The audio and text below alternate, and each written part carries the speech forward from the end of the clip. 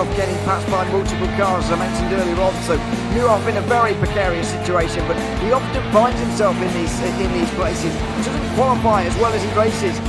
Up front, they are getting with Lee Aberdeen and Luca Varani, not very far apart at all here. But I just want to see how Alistair Haight deals with Marcello Kessler coming around the old hairpin.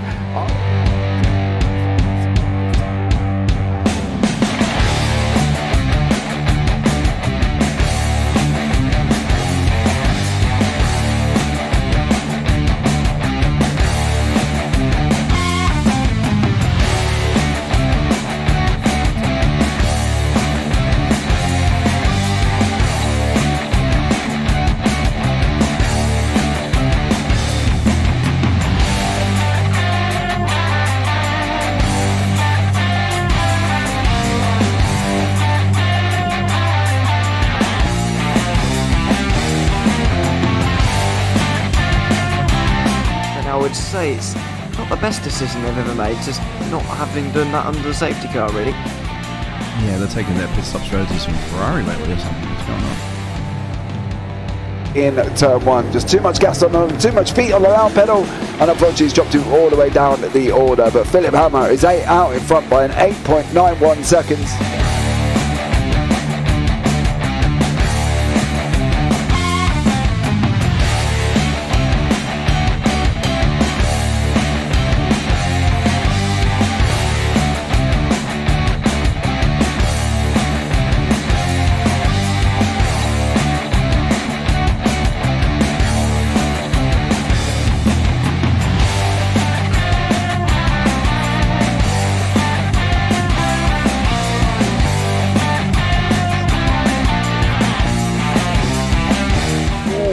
Dan Michael is a wall there, sir.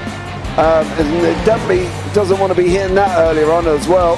Difficult, the understeer is in the dirty air through that final corner because it's such a long corner and you get dragged off into the grass very easily. He'll have the slipstream down towards the chicane. Peterson was briefly alongside, but that slipstream has saved him and kept him in third.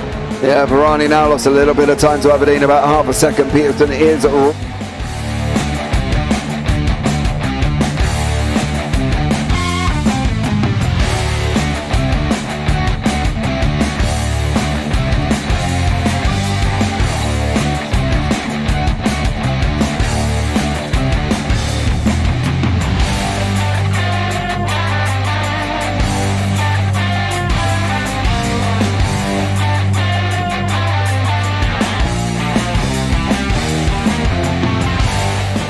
Pike's pushed Morton forward up ahead.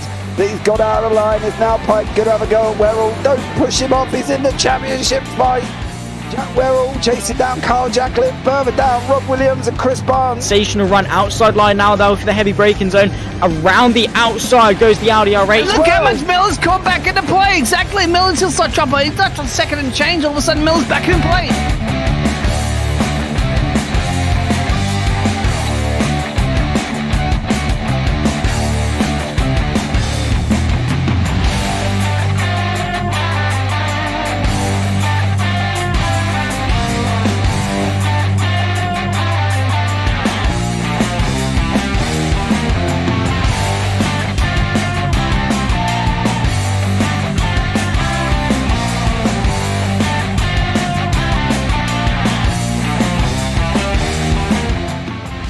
Moving on to the back end of Phil Jocelyn. So there's been a lot of movers and shakers in this first 2 laps here for race. Absolutely serious racing league. Everybody's allowed to have fun. Yeah, and it's all about the entertainment. So I hope everybody is enjoying themselves out there in the chat. We know that Ron is been enjoying himself watching. The Burger King machine's off into the grass a little bit there as they're really bunching up now.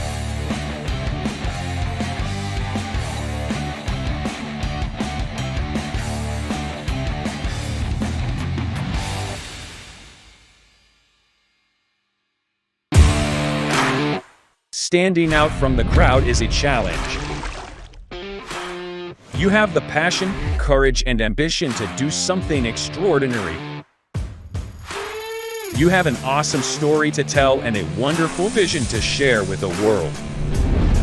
At Eddie Videos, we take that vision and turn it into reality so you can be heard above the rest. You need something different, and we give you the ultimate advantage. We can help you transform your ideas, images, and clips into a professional video that brings your message to life and sets a new bar for excellence.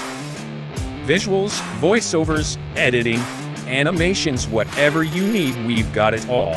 If you're a new business looking to make your mark or an experienced company searching for something new and amazing, we're here to help. Trust us to take your video to amazing levels of awesomeness.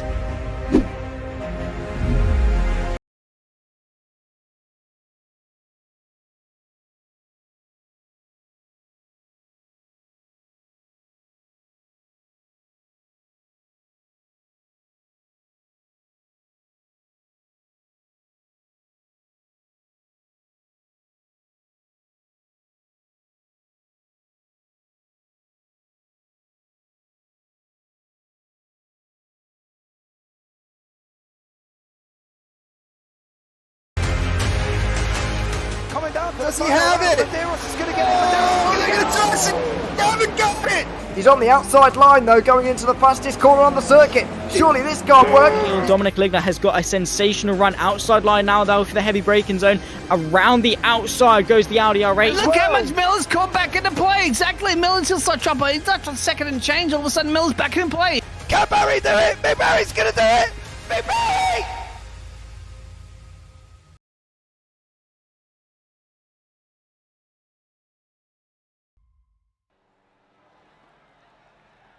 Good evening and welcome to Monday nights for the JPB Clio Cup Round 6 from Sonoma. I am James Parfitt and I am in the booth with Mr. Zach Sweeney, or as the community have named him, Sween Dog. Let's bring you up to date with the current standings. In the AM standings at the moment, David Ayres is out on top on 274 with Andy Littler in second, Dan Lewis third, and Edward Parfitt in fourth, 213 with Roger Morton in fifth, Gary Walsh sixth, Chris Dixon and Paul Godden with Sir Alan Toon and Ollie Ricks rounding out the top 10. Then you got Mick Barry, Jack Andrews, and then we got Carter Brew, Dale Colwell and Andy Costello, who have not scored points. In the teams, JPB Racing with Dan Lewis and Edward Parfitt out in front on 4-3-3, Work Guard by result, Sim Stickers and Spiral by results in the pro standings. Pete Newman out in front on 277 with Adam Dalman on 256.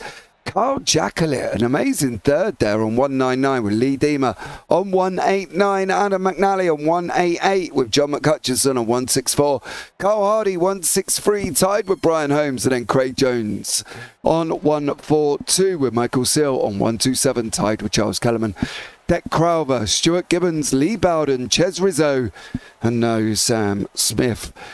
In the teams, Result X Pure Sims with Carl Hardy and Pete Newman out in front on 440 with Fix Auto Aberdare on 377. Result Clavin 328.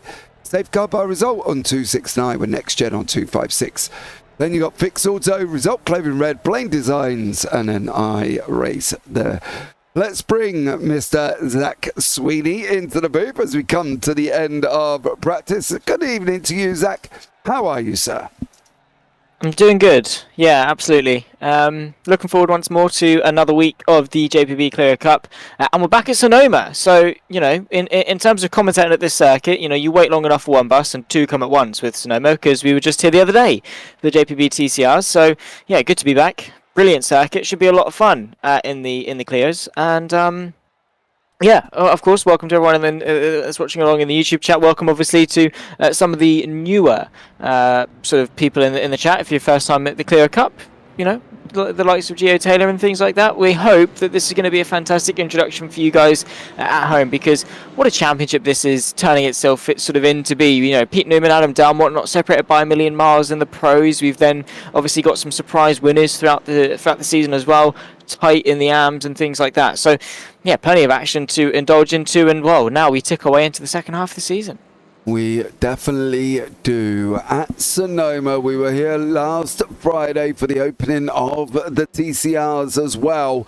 And now we're back with the Clios. The Clios are going to be bringing it here this evening. We've got 21 of them, I believe, on track, going to be racing around this circuit. This circuit, Zach, provided great racing on Friday. It is the historic circuit here at Sonoma as well. You know, I've already had a message from people as well telling me how well the racing is going to be here. Some people can't wait for the racing, you know, and at the end of the day, I think the racing of the TCRs, we did see some classic racing last Friday. There was some great battling in there as well. There were surprises on who was fast, who was slow. And now we've come here. Oh, Hardy, Adam Delmont, you know, as well, Pete Newman, John McCutchinson, all fast drivers. It's going to be a tough one, I think, for some of these. Don't forget, we have got a reverse top 10 for race 2 and a reverse top 15 for race 3 as well. But I think we could be in for a bit of a shock here on some of the reverses, Zach. I've got some of the AM times aren't too far off the pros at the moment, so qualifying could be quite interesting. Definitely could be, and of course I think going to be quite important around Sonoma because, you know, like with a lot of North American circuits, you are essentially in the middle of a desert, which means that all around you is gravel and then a wall, essentially. Very sort of sometimes difficult to make moves here at Sonoma, so qualifying track position is going to be vitally important. These guys really do have to hook up a lap, and what a lap it is around Sonoma, especially sort of in difficult cars to drive like these Clios. I say difficult cars to drive, I mean sort of a circuit like this where there is a lot of winding corners. The front wheel drive doesn't lend itself to be too favourable around here, so it can be difficult to hook up a fast lap time, but it's an important one to hook up. You've really got to nail each and every single apex if you want to have a competitive lap time. But for sure, if those AMs can, you know, get themselves in with the pros, we've seen time and time again that can happen. We say it sort of week in, week out. There is a bit of a grey area between the pros and the AMs because it's not, you know, a solid linear thing. It's not you're a pro, you're an AM, and that's how it's going to be for every single week. It's, okay, you know, this AM sometimes is quicker than this pro on this day, or this pro might be a little bit slower on this day at this track, and you do get that sort of convergence, you know, where they sort of mish and mash throughout sort of, you know, the weeks, different tracks, different practice you know, times for drivers. Some people have, you know, full-time commitments and things they have to tend to, so can't get as much practice in. That's maybe when some of the usually slower guys can then catch up, close the gap, and then spring some good battling in the way. So yeah, you know, you've got plenty of AMs that can definitely give it to the pros, and well, they'll definitely be looking to, you know, get themselves involved, because, you know, that makes our life a lot more interesting, you know, with interclass battles and trying to calculate points and things like this, and also just makes it more difficult for the pros who are trying to fight forwards, but they've got the, you know, the pesky AMs getting in their way and things. So yeah, it makes the racing very interesting, but it all starts here in qualifying. If you don't want to get held up in the race, got to make sure you put a good lap in. Yeah, absolutely. I fully agree with you there as well. Gio asked the question, James, is your brother Edward or something? No, obviously he is my boy. Yes, he did win last week. He took his first win in class. His interview, however, me and him have got to work on his media. I'm not going to lie, because I bigged him up, called him his name, and he went, "Hello, Dad," in the interview. So, you know, to be honest, not really quite sure what else he's going to call me, but apart from that, there's probably lots of names that he'd love to think of, but none that are broadcastable. But he did win last week, and what a race it was as well. We've had some great races here as well. Last week at Zandvoort, though, it was definitely a mixture. We had 4 different winners across the classes. Actually, no, that is not. Yeah, 1, 2, 3, 4, 5 different winners across the classes, right? So Newman Morton took race 1. Delmont Morton took race 2, so that's 3. Then we had Jacqueline in race 4 for the race 3 for the pros, and Parfitt for the AMs. 5 different winners. You know, that's for me, that's a good thing, right? For us as a series as well, though, Zach, because obviously it just shows that it's not the same people. The likes of Carl Jacqueline, you know, he was made up last week. He was like it was just unbelievable. He was like a bunny rabbit in a carrot shop. He absolutely loved the fact that he won last week, and that's what some of this racing has been this season. Exactly, right. And I think it all depends on sort of the drivers' individual goals for the season. You know, the Pete Newmans, the Adam Delmonts, they're here to win the championship. They're here, you know, winning races isn't good enough for them. They need to be, you know, winning every race, essentially. Agreed. That's their ambition. But for some, you know, not to say sort of a little bit lower down to sort of, you know, demean them or anything like that, but maybe the underdogs, you know, the new drivers potentially sort of, you know, as you say, of Edward Parfitt or the like, you know, a top 5 for them is a big deal. A podium for them is an even bigger one, let alone getting a victory. And the format here at the Clio Cup really does lend itself to promote that sort of underdog success. So for drivers like that to get that victory and then, you know, to be really proud of themselves is a huge thing, because that's what we like to see. We like people going out here, having fun, learning, enjoying the competitive nature, and then getting results that they can then be really happy with. Are they going to win thousands and thousands of pounds for winning a race, you know, on pretend race cars? Absolutely not, right? You know, they're not quite at that level yet. But to them, at a community standard, they've won in a competitive environment, and that's something they're really proud of. That's something they can sort of cherish and look back on as a big milestone in their sim racing career, and think, you know, yeah, I did that, I deserved that, I fought for that, and, you know, I was able to make the most of my situation. Because we've all been there, right? Whether we've done league racing or just officials or any sort of capacity in a competitive environment, to be in a winning position when, you know, sometimes you're not usually in that winning position, and it's a bit of a surprise to you. We've all been there, that adrenaline rush, and then crossing the line, and that relief, and then the excitement, getting pulled into the interview room, sometimes maybe for your first time, if it's your first time on the podium or anything like that, and you get that experience. You know, it's a big one for some, and again, this format and these drivers really do lend that to happen fairly often. And it did, didn't it? Because the young man we got on the screen at the moment, Jack Andrews. Now, Jack's only 16. He is the stepson of Carl Hardy. Hardy's sitting in 6th. Jack here is in the arms. He's 16 years of age. He did his first league race ever. He was on iRacing for about a week. And then in race 2, he goes and snags a podium. You know, he was another one we spoke to after the race, and he was another one that was absolutely made up. And I think that's what we are showing here. You know, we've got 16-year-old Jack, and we've got 70-year-old Sir Alan too.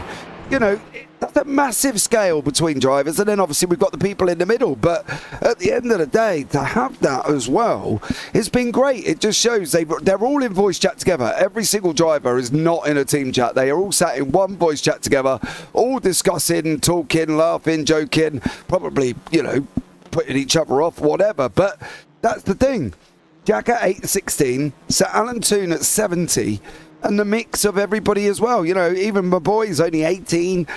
It's just a massive mix of a community that is growing at the moment, you know, and they've got the likes of Pete Newman, they've got the likes of Brian Holmes, Mark Draper, who's new this week, Adam Delmont, all quick drivers that these young lads can go and lean on. For sure, yeah, and I love that community aspect, because everyone's trying to help each other.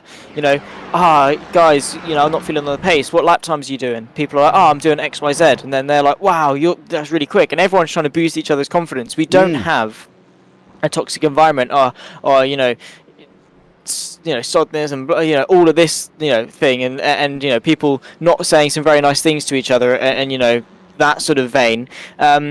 And we don't have that animosity, that tension between people.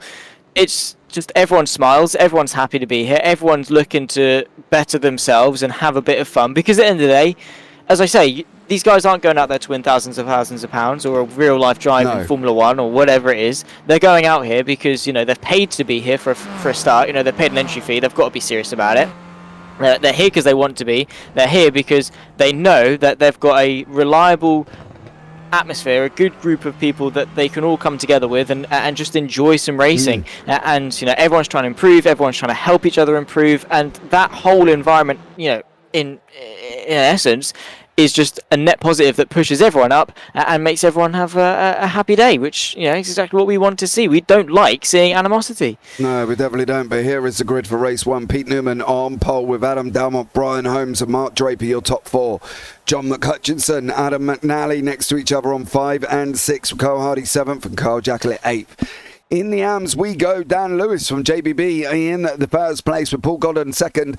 Then we've got Craig Jones in 11th, David Ayres 12th, Edward Parfitt 13th, Lee Deemer 14th, Ollie Ricks 15th, Gary Walsh 16th, Jack Andrews and Charles Kellerman rounded it out there with Andy Littler, Chris Dixon, and our oldest competitor, Mr. Sept Oulton. The 70 years young, this gentleman, who turned it this year, I believe, if I'm not mistaken. I remember the big old...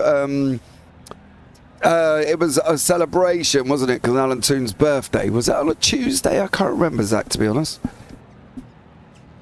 Yeah, it was a Tuesday. Yeah, sure, we'll go with that. It was, wasn't it? On the MX-5s, I think. I remember in some capacity Sir Alan Toon having a birthday, or someone having a birthday. Probably was Sir Alan Toon. He was 70, I'm sure he was 70. Right, let's get ready for this tricky run. Up through turn 1, into turn 2. Who's going to get it here as well? Just waiting for Lee Deemer to get onto the grid. He is he going to make this? He's got 30 seconds, mind you, so he's definitely pushing the limits of the time. Welcome in, Shadow. How are you? I'm not biased at all towards my boy. Give over. Maybe a little bit last week when he took his first victory. Right, here we go. 3, 4, 5. Oh, we are off and running for the opening race of round 6. Pete Newman closes the door and Adam Dalmont there. Brian Holmes trying to get a run as he's coming up the hill from turn 1 into turn 2. Mark Draper has opened up the inside as well. That's John McHutchison trying to squeeze through. Everybody through on the first turn. Dan Lewis still leading the AMS here with Pete Newman. He leading the pros, and everybody there was only 2 places swapped there. Dixon over Littler, Deemer over Parfitt, and Ricks as well. But everybody else generally through cleanly, and a nice little battle commencing here as well in the start of this race with Carl Hardy side by side, hitting that curb of 5, and we talked about that on Friday. That's a big old curb to be taking a lot of, and there is an incident at the back. Oh, I think that was Gary Walsh, unfortunately, with looked like Jack Andrews. Yeah, not the best way to start the race, of course, and yeah, the opening lap here at Sonoma is always going to be hectic. You've got to be on your A game, and you've got to bring a huge air of caution about you, and just be sensible essentially. But easier said than done, especially when the adrenaline surge and you can see a position that could potentially be made up. Unfortunately for a couple, they've lost rather than gained. A little bit wide from Carl Hardy, sees him onto the gravel, losing a position to Paul Goddard and potentially to Craig Jones as well, who's going to be looking to go to the inside of turn 11 straight on as well. I think that was Paul Goddard making an absolute fluff of the hairpin. Just locked the fronts, went straight on, cold tyres potentially, and well, dusting off the cobwebs as well. But yeah, he's found himself down 3 places in the opening lap. Yeah, he has. Dan Lewis here as well, moving up 1. The top 6 have not changed position.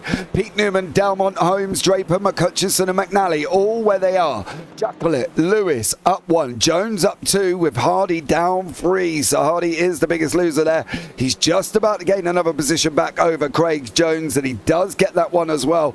But it is going to be tough for these guys. There is literally a group from Carl Hardy all the way down to really Andy Littler here, who are in with this shot. Let's have a look at what happened to Gary Walsh. I believe that is Jack Andrews on the outside. Yeah. Oh, he gave him no room to come back on, did he? Yeah, but did he need to? No, I fully agree. That's what I mean. You're off the track. Yeah, you're off the track. It is kind of tough, but it probably would have been nice if David Ayres had given him a bit of room. Yeah, it would be nice, good etiquette, obviously, and obviously to avoid the incident, but he doesn't have to. It's like when people are joining a slip road on a dual carriageway. If there's not a gap, you have to stop at the give way line and wait for people to pass. It's sort of that same situation there in essence. Yes, it's nice if people move over into the other lane and let you on, but worst comes to worst, push comes to shove, you've got to stop and wait for a gap. And sometimes, yeah, people aren't necessarily prepared to do that. If you run wide and you go off the track, then, tough Tetris, mate. You've got to bring it back on in a safe capacity. If you've lost control of your car, it's your responsibility to regain it and get back onto the track without smacking into anyone. But, sort of in the spirit of the sport and good racing, and sort of there is a gentleman's agreement to say, come on, mate, let's just let me squeeze back on. Yeah, let him on. I think that was the thing, wasn't it? Yes, he doesn't have to, and I'm a big advocate of that. You don't have to. As soon as you're off the track, tough break. whatever you can do to get back on, right? Yes, he doesn't have to, but gentleman's agreement says, you know, come on, let me on. And maybe Gary Walsh could have, but as you say, he doesn't have to. So let's move on from that one. There's been a big one with Chris Dixon and Craig Jones here, but it looks of it as well. It looks like Mr. Jones has got himself caught up in some unfortunate incident. Was that with Lee Dima? And is this the same scenario? Oh. Jones, I believe that is Dima there. Either that or Craig's just got hit by a ghost. I was going to say, Casper's not very friendly. No, I think that is Lee Dima. Yeah. It's amazing, though, because it does look like he completely got hit off by absolutely no one. But there we go. Carl Hardy now finding a way with Dan Lewis here. And we can show you the class leaders, Newman and Lewis, beginning it off here as well. And doing a great job there for Dan Lewis in that JPB Racing Clio. Does he need to fight Carl Hardy? That's going to be the question, Zach. Does he need to? Should he just let him go? What do you reckon? I mean, it's a tricky one. I'd say probably just let him go. I think he has done in the end. I mean, at the end of the day, is it a matter of if, is it a matter of when, sort of thing, as to, you know, if / when he's going to get through. If you want to sort of go for the AM win, then, you know, by all means let him through and stay with him. You know, that's what you need to do, right? Is to stay in the slipstream, work with him, and he'll probably be a bigger defensive tool than having him behind you. At the front, Pete Newman, Adam Delmont fighting away not only for the race win, but let's not forget that the championship battle is firmly in the pocket of these two. The Pure Sims driver, Pete Newman, leading the way. Adam Delmont searching for the gap as Newman covers it off, going into the hairpin of turn 11. The outside line goes the way of Adam Delmont, who's going to try and go for the up and under, absolutely on the limit as the tyre smoke kicks up. That's essentially just the rear tyre lifting off the ground and showcasing these guys are on the absolute limit of grip, chucking the car through as much as they can. And Adam Delmont, he's been unrelentless to Pete Newman. He's not letting him breathe. No, definitely isn't there as well. Coming up through turn 1 over the blind cresta 2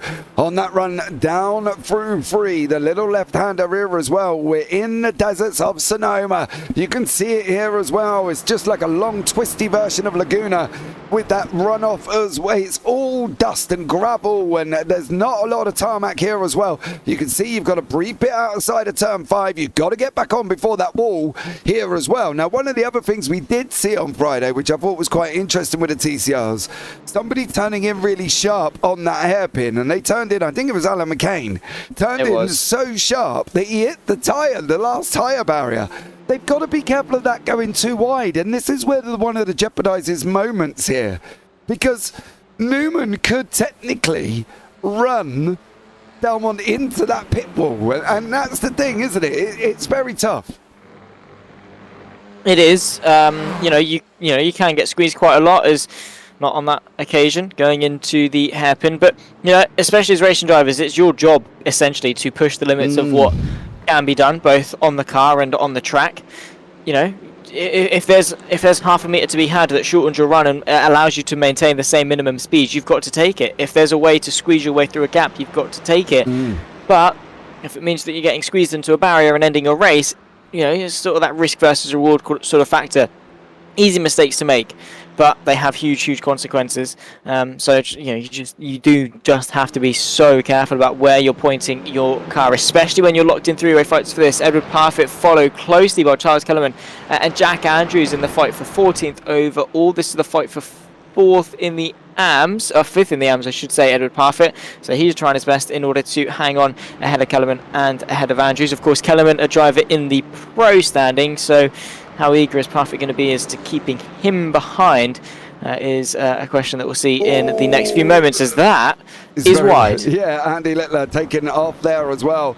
Well, to be fair to Charles Kellerman, their lap times aren't really that far apart. 1:25.45 is the best time for Edward there in the car number 55. 1:24.43 for Charles Kellerman. So really, in hindsight, they're roughly on pace. So even letting him through wouldn't pay a big advantage because he isn't doing any lap time any quicker. You know, and that's the problem, isn't it? For when you're in that position, that letting a pro driver through is great, and you get to follow him and pick up something on his line. But if he's doing the same times, he's not going to go anywhere. It's going to be a tough one here as well, and I'd be interested to see how that one turns out. As then again, Kellerman has gone in, and as an now allowed Jack Andrews, who's going to squeeze him like an orange against the wall. There is Mr. Andrews. I can tell you that much. But they're on that run up the start-finish line. Jack Andrews on the outside with Charles Kellerman. They're 1 and 2, and now we're going to jump back up here with John McCutcheon being chased down by Adam McNally. Yeah, indeed. So plenty of battling going on into the second half of this race that will be occurring in less than a minute's time. We're 9 minutes and 5 seconds through. We've got 10 minutes and 52 left to go in this race. So plenty of action between now and then. Hopefully a four-way fight for the lead starting to materialise between Newman, Delmont, Holmes and Draper. If they can all keep each other busy, that would be a very firework end to this race, but also just the fights for the top five. McCutcheon versus McNally also a little bit further down, still that fight with Parfitt, Kellerman and Andrews still continuing on. So plenty to indulge into, not really much quiet space on track. No, definitely not. You can see Lee Deemer there as well. That smoke thing you spoke about there, Zach, it was almost like you've had some inside information there regarding the rear wheel and the smoke. Did anybody sort of give you the information there to help with your knowledge? No, I'm just good. Just know what I'm talking about. Okay, cool. No, it's the man from Marks and Spencer's himself. It's good old Pete Newman. Essentially, my hypothesis was that it was the fronts locking at Zandvoort. He then very quickly corrected me and said it's not, because if it was, you'd know about it. You'd see the car essentially going straight. What it is the rear wheel lifting up and dragging, and then and that's what causes the tyre to smoke, because it's scraping. That's what the tyre smoke comes from. We saw earlier what happens with Paul Godden if you do lock the fronts. Usually both of them lock, and you go straight. But as you can see there, it's the rear right that's ever so slightly tilting up and scraping, showcasing that they are just chucking the car in. It's leaning going into the corner, sort of as you would maybe in a go-kart or whatever, in a race go-kart, with how harsh you chuck the car in, the weight shift lifts it up. So just essentially just says that, yeah mate, I'm going as quick as I possibly can, which these two most definitely are in their fight for the lead. Yeah, they are here as well. You can see how Delmont, you can see from Delmont's car how badly Newman was throwing it. Please don't McCain them tyres. How badly Newman was throwing it in there, and you saw a prime example from Delmont's car. What curb Newman was taking through the S's. He was riding every curb. That Clio was up, it was down, it was up, it was down, it was up, and it was down, and he still managed to keep it. Now his skill level is completely different to mine. I would have been off in the gravel ages ago doing that, I'm not going to lie. But these guys, competitive, front of the field. Pete Newman's a double champion already. Delmont's come in and trying to challenge, take that title away. Can he make it 3 in a row for Pete Newman? I wouldn't be surprised, to be honest with you, Zach. But for Delmont, he's got a bit of a tough job at the moment here. So let's see how this one pans out with Delmont. I'm going to jump down into the AMs with Ollie Ricks, David Ayres battling away for second and third at the moment.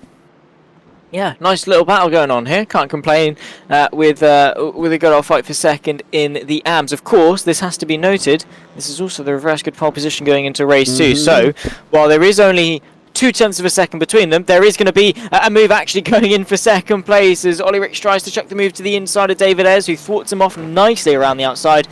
But yeah, as I say, while there is only half a second between the two of them, it could be the difference of 5 rows going into race 2. So, again, small differences make, big effects going forward. So, have got to be careful. It has also opened the door for the likes of Paul Godden and Lee Deemer to get themselves into the mix, because, again, you're so close to something that could, be the turning point in your evening. This could be the difference in you getting a podium, a top 5, a good points, or you having to suffer sort of towards the lower midfield for the majority of the evening. So a big turning point for these 4, and all of them are going to be telling themselves they're going to get it.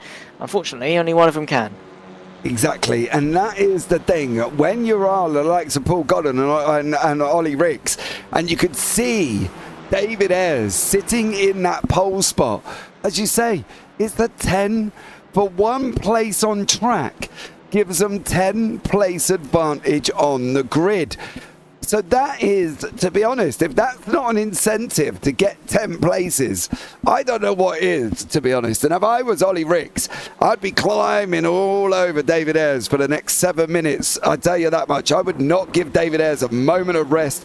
Send it when I need to, put it up when I need to, and give it all when you need to, because I would be harassing the hell out of David Ayres. I really would. My nose would be out. I'd be out the inside, because them 10 places are massive going into race 2. For sure. I mean, he can see it, he can taste it, he can smell it. He probably can't actually. You can't really smell a pole position unless it's probably got a little tree on it or something. I don't know. Anyway, you get what I'm trying to say, right? He's close to it. He's near it. He can nearly get it, and he'd like to give himself the opportunity, because how gutted would you be? He's literally just gone to go for the move to the inside. Unfortunately for him, David Ayres has got it covered. Oh my goodness me, that man, he's making me nervous. He literally went 4 wheels off the track and then brought it back on to avoid the tyre wall. Side by side as well, as Ollie Ricks tries to go to the outside of turn 12. Has to tuck back in though, and forcing him to go defensive. Ollie Ricks versus David Ayres going into turn number 1. He's got a beautiful up and under. He might go for the double going into turn 2, up the hill through into 3. And there's the move to the inside. Oh, is he going to get it? He's not. I thought, do you know the problem is he's now opened himself up there, Zach, and he's opened him up to Paul Godden coming in behind him as well. Through 4, they go down the hill into 5. Is this going to be Godden's opportunity? He's trying to run him around the outside of 5. Is that going to work? It's not. Oh, he takes a massive amount of curve. That Clio holds it, and now I'm sure Lee Deemer's in there somewhere. I've got a funny feeling he is. There he is. And now Paul Godden is climbing all over Ollie Ricks. That one mistake, that one indecisive run up into turn 2, and unfortunately he's now put himself under pressure from Godden. It's just crazy how one small, obviously half move, puts him into this position, and he's got to go again at David Ayres, and he's only got about just under 5 minutes to go. It's not long. That's about, we might get 4 laps if we're lucky, probably closer to 3. All depends on when Pete Newman crosses the line. But I think for Ollie Ricks, he's got to attack. It's attack or be attacked, essentially. In a scenario like this, offense is going to be the best defense for him, if he can.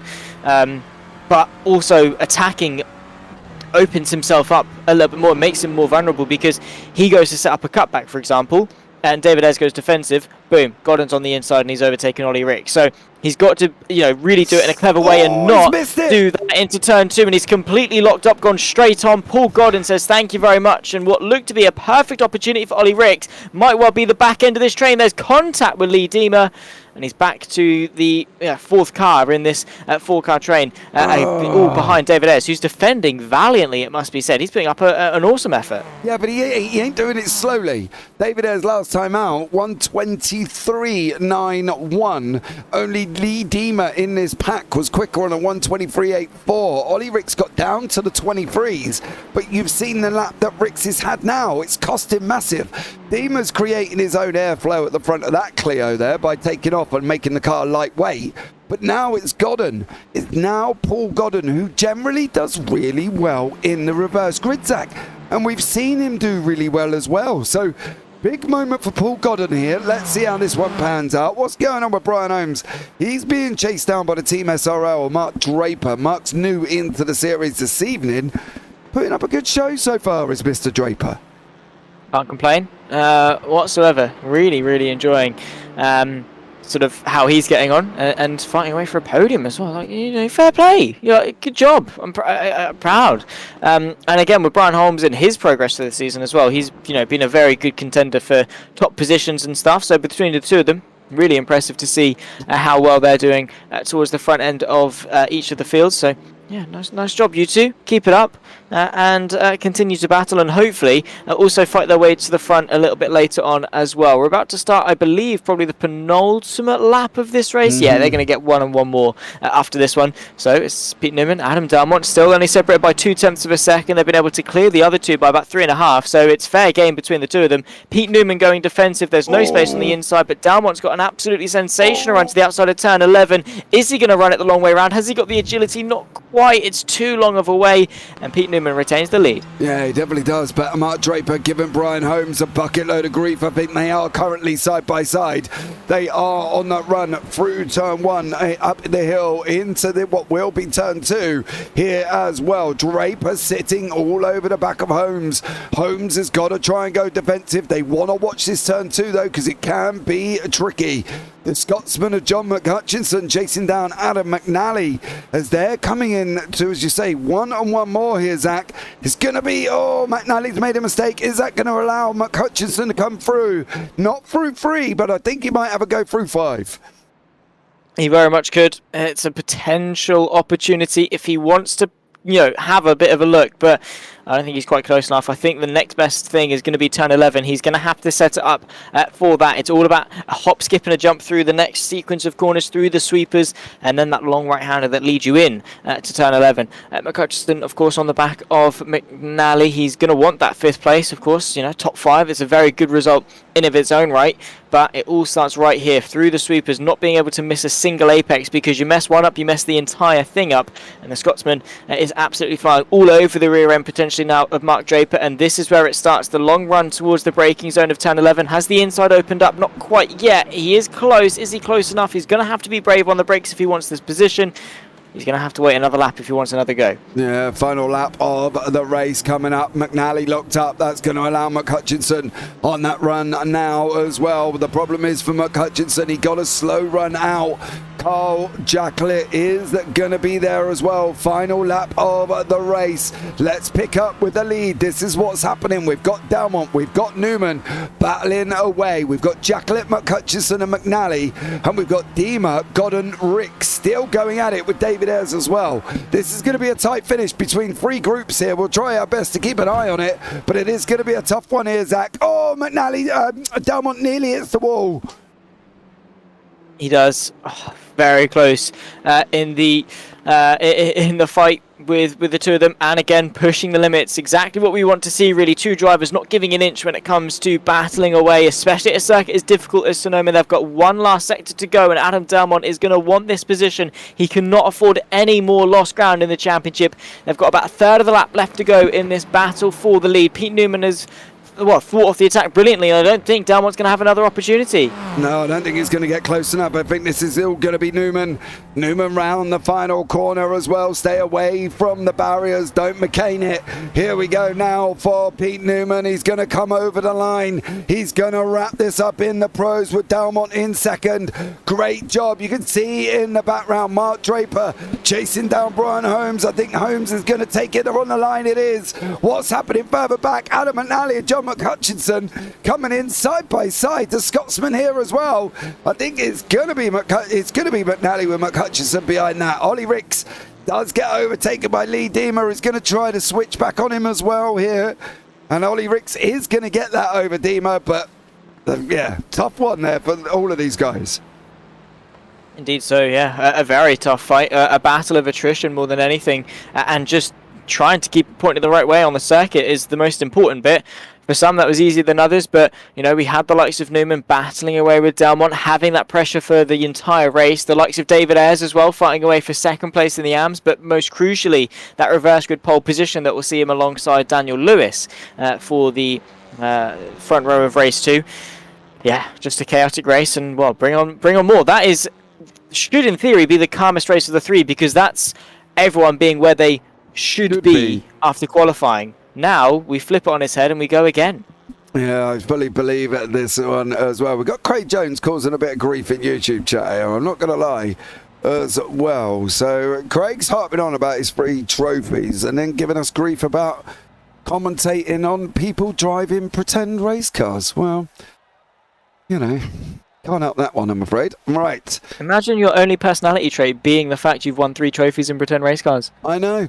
But Pete Newman here as well has taken a win in race 1. That's going to put him in 10th with Adam Delmont in 2nd, Brian Holmes 3rd, Mark Draper 4th, Adam McNally in 5th, John McHutchinson 6th, Carl Hardy 7th, Carl Jacklett 7th, Carl Hardy in 8th. And then we're going to have the front row of the grid of Daniel Lewis and David Ayres Paul Godden just missed out there as well, but he took third,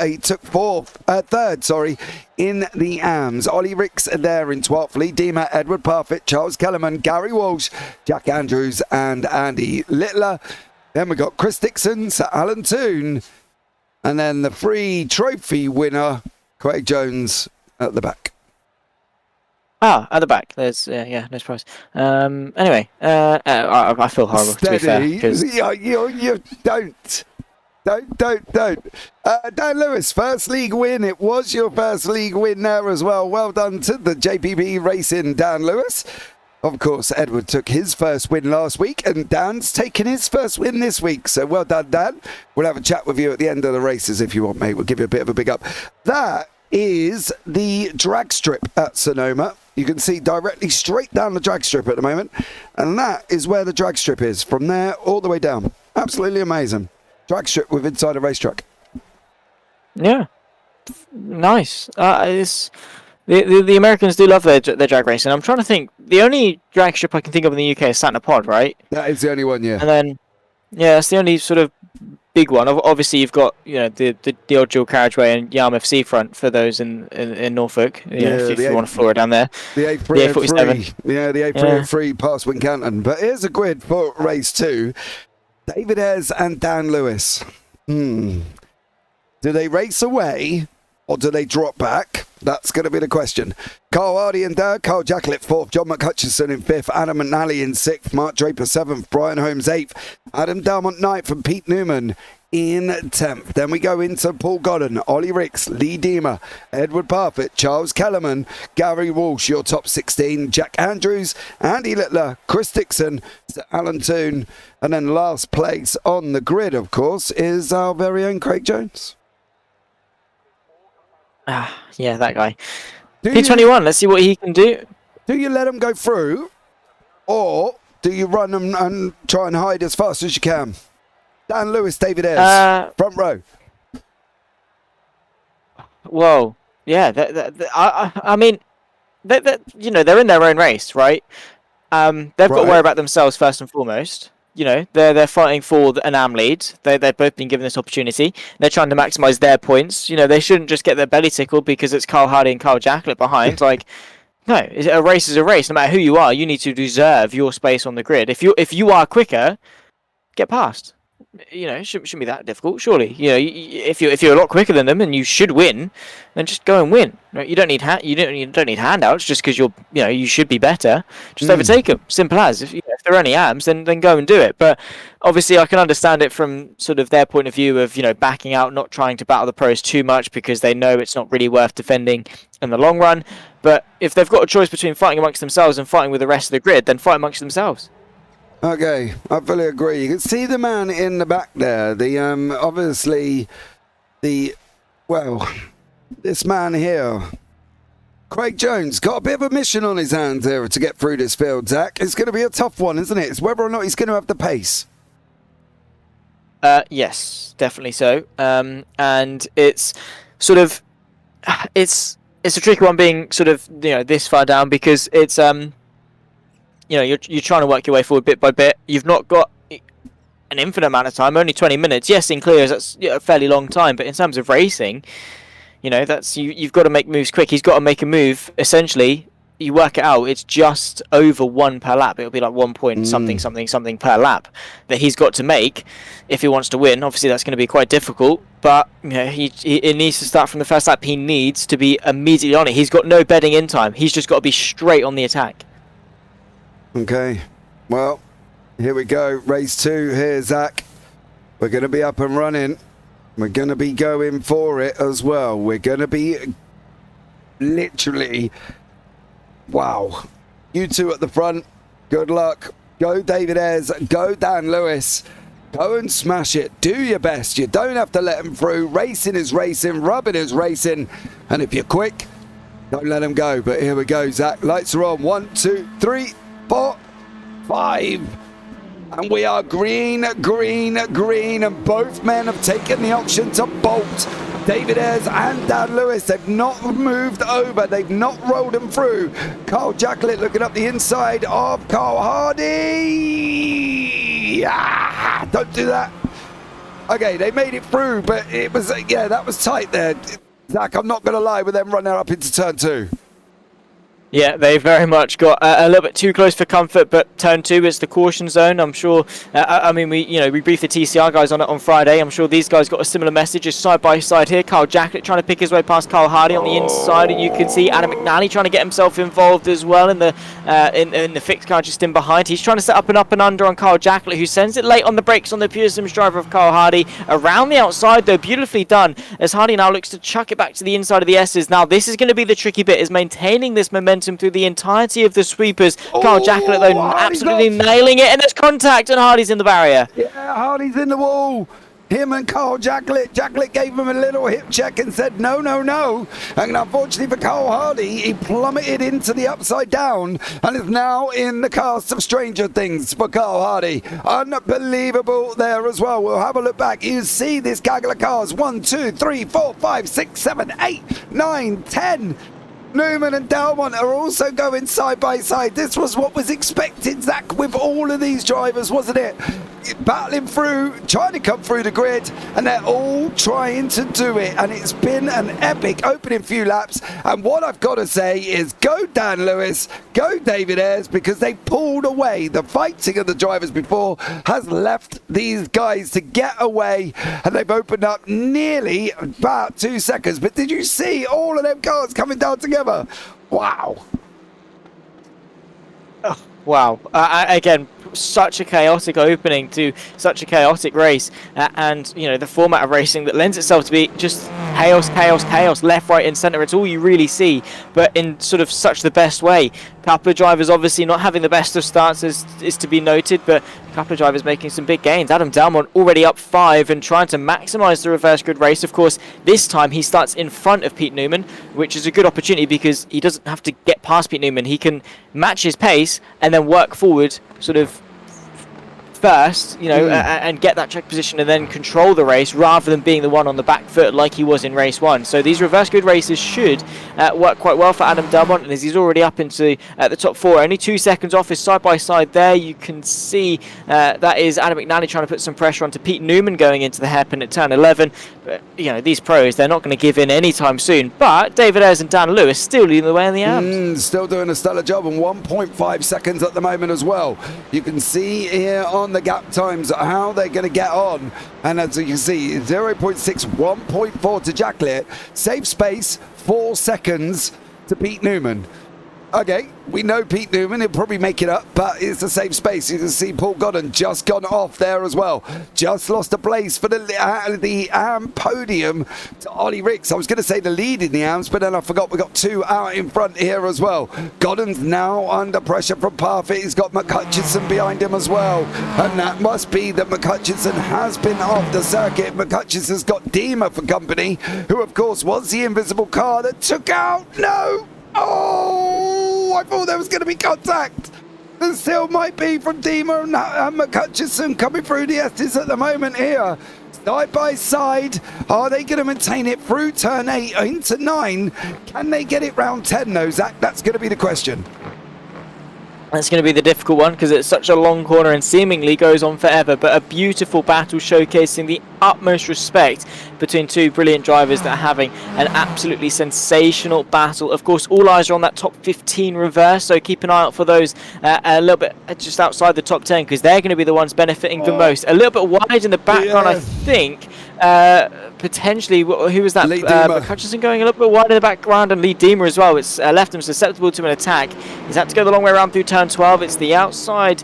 Well, that's John McHutchison going to the outside of turn 1. It's Deemer on the defensive. Is he going to be able to keep his foot in his side by side a little bit further up? Edward Parfitt trying to go for a good move, and he's trying to get the up and under, but he's moving his way steadily into the top 10. Yeah, he's going to be squeezed out. He's going to be squeezed. Come on, boy, think about it. Don't look at it through here. Get the run out of 4 down into 5. He's got to have a go there. You got to think about it here once more. Now the front 2 are slowly being sucked in. Here's Zach. Oh, Godden. Oh. Parfitt's going to take it up the inside. Is he going to be able to get it? They're going to be running side by side, I think, as well. Godden and Parfitt, they've left each other a heap of room, massive amounts of room, but they're too wide all through this section. Paul Godden on the left in that 13, Parfitt in the 55, they're still running too wide. The Scotsman and McHutchinson's trying to find a way through. Let them get on with it, John. Leave them alone. Through turn 10 they go. They're going to be too wide. Is it going to be 3 wide? Down into the hairpin. Parfitt takes the nose off Godden. Here they go now. McHutchinson's going to go up the inside. Oh, contact. Boy, oh boy. That was spicy. A little bit, yeah. They're keeping each other honest. Let's put it that way. But again, no one's been spearing off into the barrier just yet, so they must be doing something right. And again, just giving each other space is the most important thing. They're having a tough battle, but they're keeping it within the confines of the track. Edward Parfitt, of course, having an absolutely sensational drive up inside the top 10 on merit and under a pressure quite heavily from John McHutchinson still, who's trying to make the most of a fairly poor start down 5 places. If he can find his way up and retain himself inside the top 10, that'd definitely be a good shout. Is what's happened in the background. Oh, they're almost coming. There they go. Oh, he's gone. He's back on again.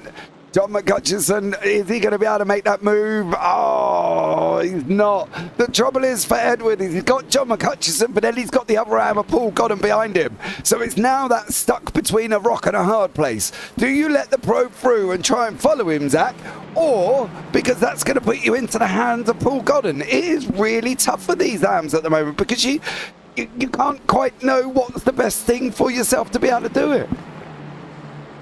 Yes, it is a tough decision to make, and it's sort of one of those things that experience helps you with, knowing when to defend, how hard to defend, and obviously how to defend is, oh my goodness me, McHutchison, threading the needle through the gap.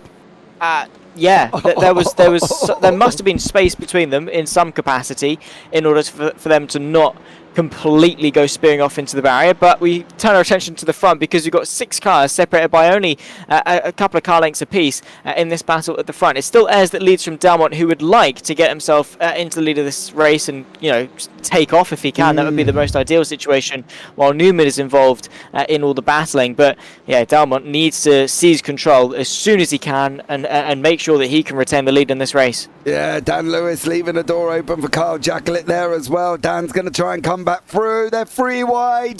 They're 3 wide. Did Newman hold it? He did. Dan Lewis still on that outside line with Carl Jacklett as well. Here they come. They're still running side by side. 2 wide, 2 deep, 3 wide almost as well. They're throwing these Clios at each other. Big old squiggle from Brian Holmes, who's having a go at Dan Lewis through turn 10. Oh, no! Oh no! That was Adam McNally! Oh no! Here you break, son! Where are you going? Oh, Adam McNally, that was a big one there, Zach, as well, and that must have hurt. I just want to try and get back a little bit further than that if I can. Oh, here we go. Oh no, in a bit. Oh, I'll tell you what. Who is that Dan Lewis? Lewis? That yeah, there. Imagine, like. Here he comes. Yeah, just watch. Oh.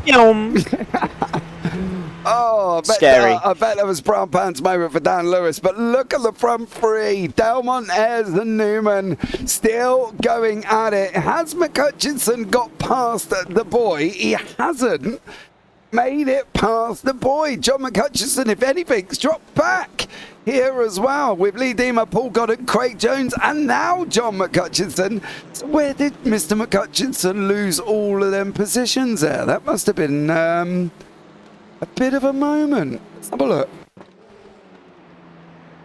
Oh, he tries to avoid the boy, and then unfortunately nowhere for him to go, and runs that little bit wide, but it's still Lee Deemer.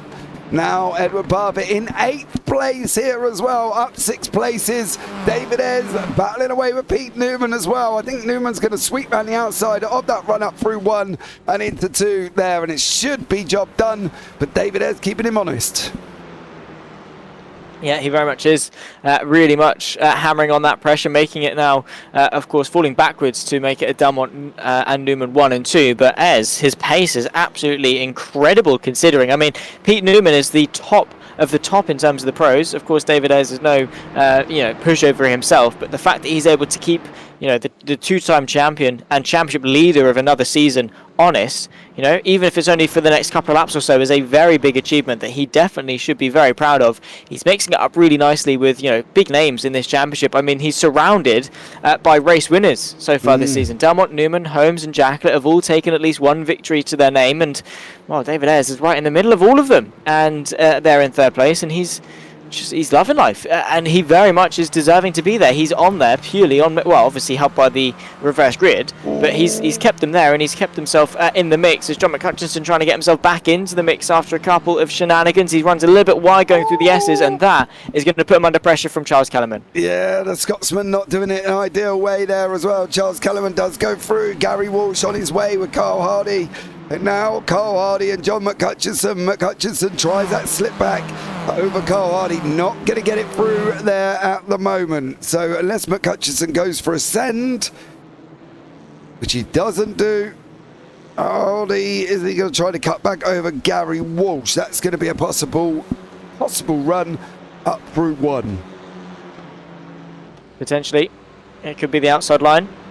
And the Pearson's driver is going to want to find his way past if he can, but obviously Walsh isn't going to be too interested in allowing him through. There is a gap, beautifully done from Carl Hardy. Finds himself to the inside of into two, and Gary Walsh is none the wiser really to that move, as he didn't really have much of a say. I think probably the better opportunity just to allow Carl Hardy through, use him as potentially the battering ram to force his way through the rest of the field.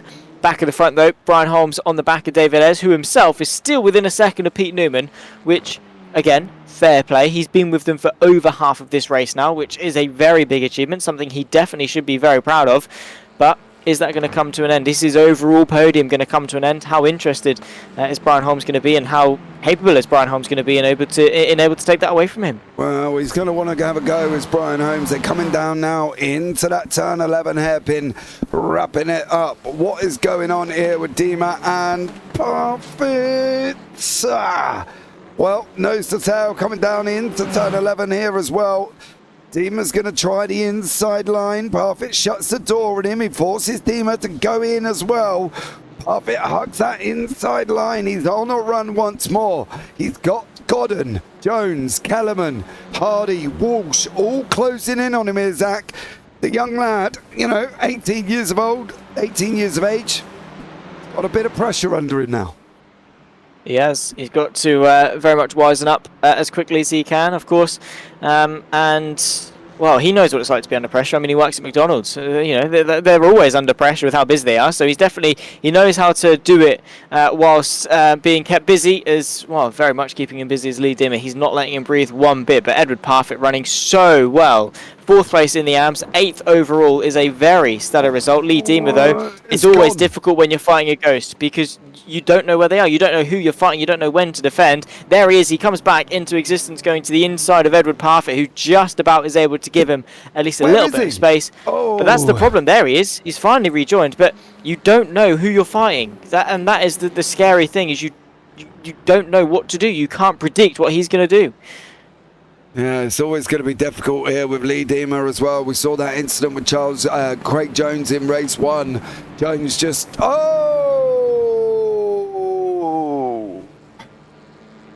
Dima got a little hit check.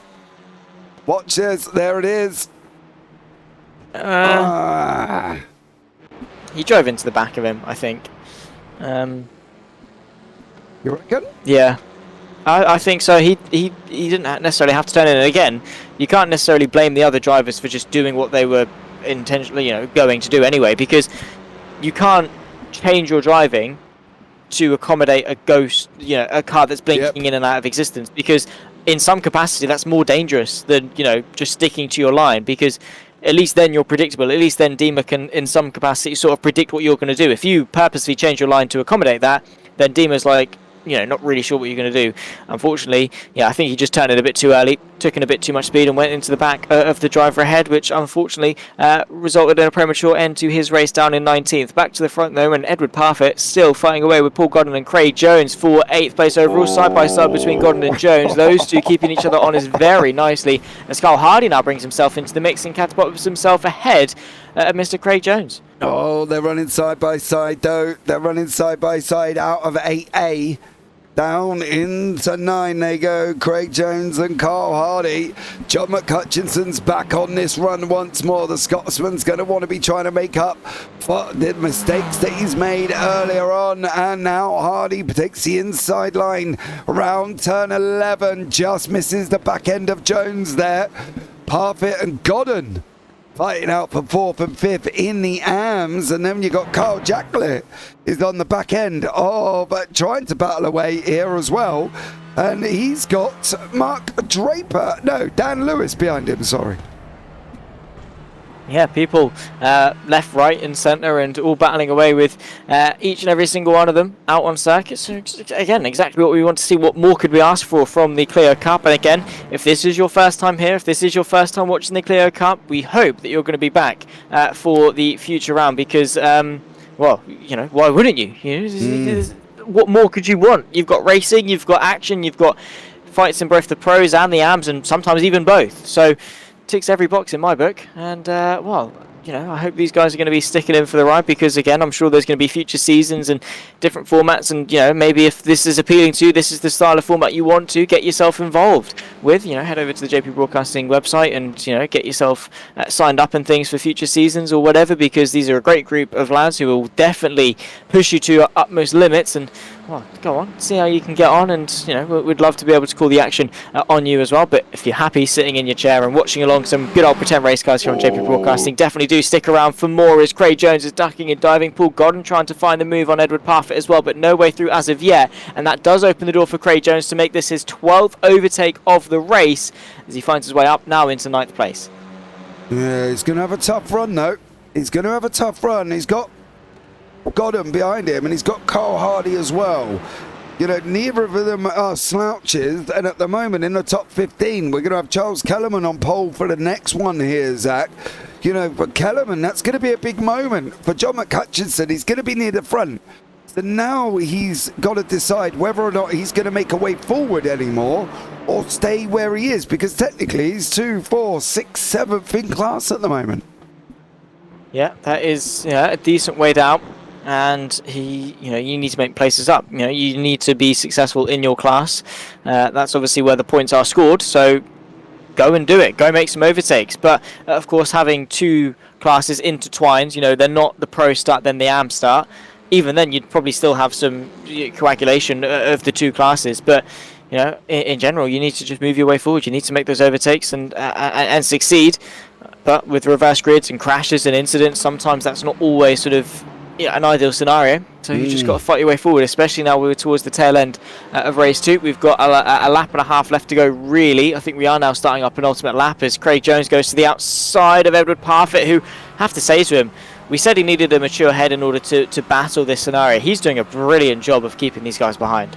Yeah, he definitely is here as well. He's sitting 8th overall here, 4th in class. Great job here as well. Craig Jones, the pro, the three-time champion, or the free trophy winner. He won the AMs in the Clios in the first season, and the team championship. I don't know where his third trophy come from, mind you, but it didn't come from JPB. So there we go for Craig Jones. We'll have to see what he does. Parfitt's on the gravel here as well. Jones through the inside of 5 all day, baby. All day. Oh, he's missed the wall. Oh, that was close. I'm not going to lie. That was close. Yes, it very much was. In terms of pushing the limits. Yeah, in terms of wall, in terms of making a good old reunion with your friend Barry R, who I'm sure would have loved to see him with open arms, but yeah, not obviously overly great. We're about to start our final lap of the race. As Adam Delmont, I think Adam Delmont thinks that was the final lap. He was weaving and flashing and then realised it was the white flag. Yeah, he just got there. He was over the line by like 5 seconds or something ridiculous like that. Now, Parfitt's got another lap to defend this group. Carl Jacquelet's got a lap to try and hold back Ollie Ricks. David Ayres has got a lap with Brian Holmes, so David Ayres is not going to fight that, surely. Maybe. Hey, it's one more lap. One more lap, and he's got a podium overall. Yeah. Like, I would. Yeah, me too. I would definitely give it a scrap, but yeah, stellar job from these guys here. Adam Dalmont looking like he's going to take this victory, Zach. Dalmont's doing a great job. He has done. And driven just so perfectly, I have to say. He's just done, he's driven exactly how he needs to. He's carved his way through the field. They've both made up 8 places apiece. Pete Newman has tried to close the gap as best he can, but it's not quite been enough. Adam Dalmont, he's got 2 corners left to go, and he's going to equalise the gap in terms of net gain to Pete Newman, which isn't enough, but it's better than nothing. Yeah, definitely here as well. Adam Dalmont comes over the line. It is the race victory. Now you can flash and weave, dear sir. What is going on with this group? Parfitt is 3rd overall. What's happening? Is he going to be able to maintain that podium? Can he wrap the 3rd place in the final corner? He's made a mistake. No. Oh, no. That's going to be a shame. They're going to run down to the line. It's going to be 3 wide. Oh, Connor got him. Oh. Edward Parfitt, final corner on the final lap, Zach, and the boy fluffs it. Yes, but still a top 10. Still a top 10. He's going to be, in fairness, this helps his race 2, because race 3, I should say, because he's lost 1 place in the AMS.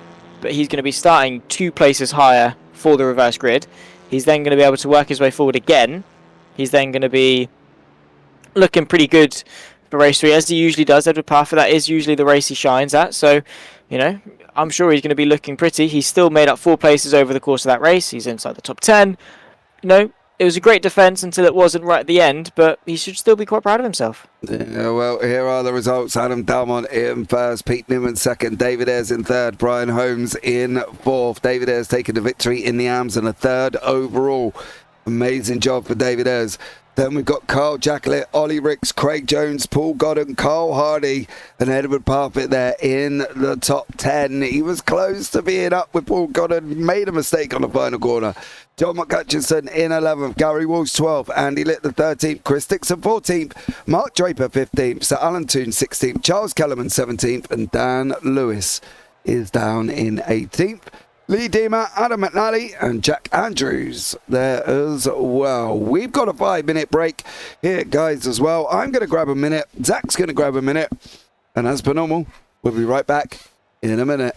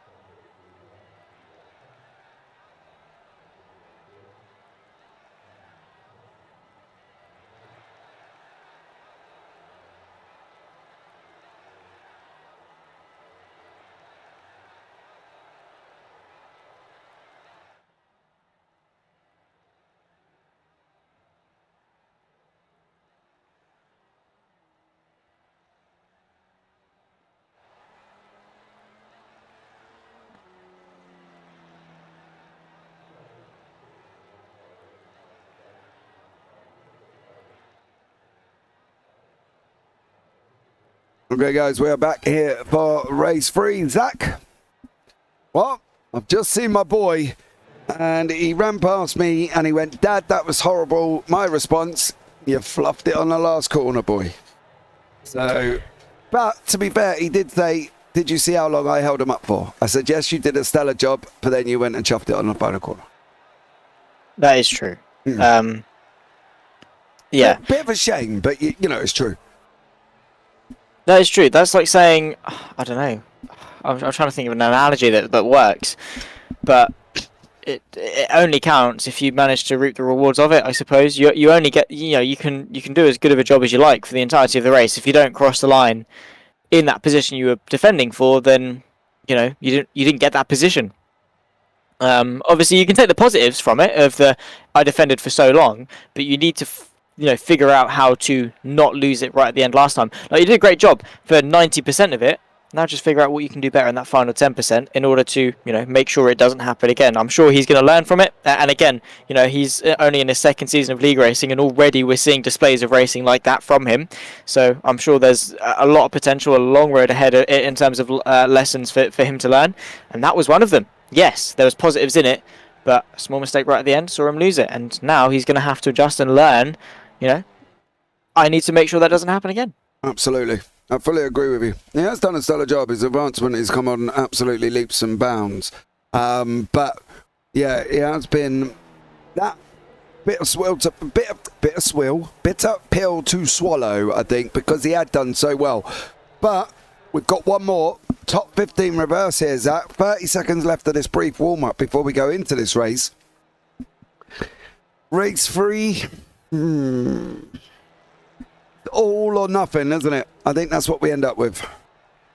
Yeah, pretty much with most of our of sort of the multi-race events that we have over the course of the week. We set with the MX-5s too on Tuesday evenings. Sort of race 4 is always sort of 0 or 100. I'm sure this one is going to be 100. I think that the way that it's been set up with the reverse grid and things definitely will end itself being, quite a decent race, hopefully anyway, because race 1 and 2 have been. We now get the top 20, top 15 I should say, reversed on top of their heads, and we go again, so should be looking very, very good indeed. We'll bring up the grid of course as soon as we can before we go finally for 20 more minutes of racing action. Round number 6 of course of the JPB Clio Cup. It's Mark Draper that leads the way alongside Chris Dixon on the front row, Andy Littler, Gary Walsh row 2, as you can see, with John McCutcheon running off the top 5. Edward Parfitt, after an amazing result in race 2, ends up 6th with Carl Hardy and Paul Godden row 4. Then come Craig Jones and Ollie Ricks running off the top 10. Carl Jacklett, Brian Holmes in row 6. David Ayres, Pete Newman down in 13th and 14th with Adam Delmont, the victor of race 2 in 15th. So Alan Toon there joins him on row 8 with Charles Kellerman, Dan Lewis, Lee Deemer, Adam McNally and Jack Andrews as we go underway for race number 3 of the JPB Clio Cup. It's a good run from Mark Draper that maintains his race lead going into turn number 1, and that's going to be a vital run indeed if he wants to seize control of this race early on. He's followed by Chris Dixon, Andy Littler and John McCutcheon already making some steady progress. Carl Hardy as well up 2 places as he finds himself side by side with Gary Walsh on the exit of turn number 2. A brilliant run, and so far so good in terms of cleanliness. Yeah, definitely everybody got away with stuff cleanly there as well. Ollie Wicks and Parfitt going side by side with Paul Godden right down here into turn 5. It's going to be important. Godden's missed that. Godden's either going to miss it or he's hanging on for dear life. He hung on for dear life. Parfitt's got the run up on the inside now as well. He's going to miss it. Oh, goes in deep. Just manages to hang on, and both of them survived that one. But Mark Draper, oh, blimey, look at that. 2.2 seconds on the first lap, Zach. Beautifully done. Fantastic early race for Mark Draper, and now he's just got to build upon that and build the gap that he can maintain, because even if sort of Pete Newman or an Adam Delmont get themselves into second place, at least then hopefully by that point he'll have a big enough margin that it won't matter as much. Andy Littler down in 5th place, still running quite nicely inside the top 5, so a brilliant start for him of course. McCutcheon picks us up a couple of places because Walsh has decided that he wants to go the long way round and drops himself down a few places into 9th. Yeah, Gary Walsh there taking a wide run. McCutcheon now in 2nd place is cleared. Chris Dixon, he's going to run after Mark Draper. Is he going to be able to get Draper That's going to be the question. Draper's looking quick, nearly 3 seconds here.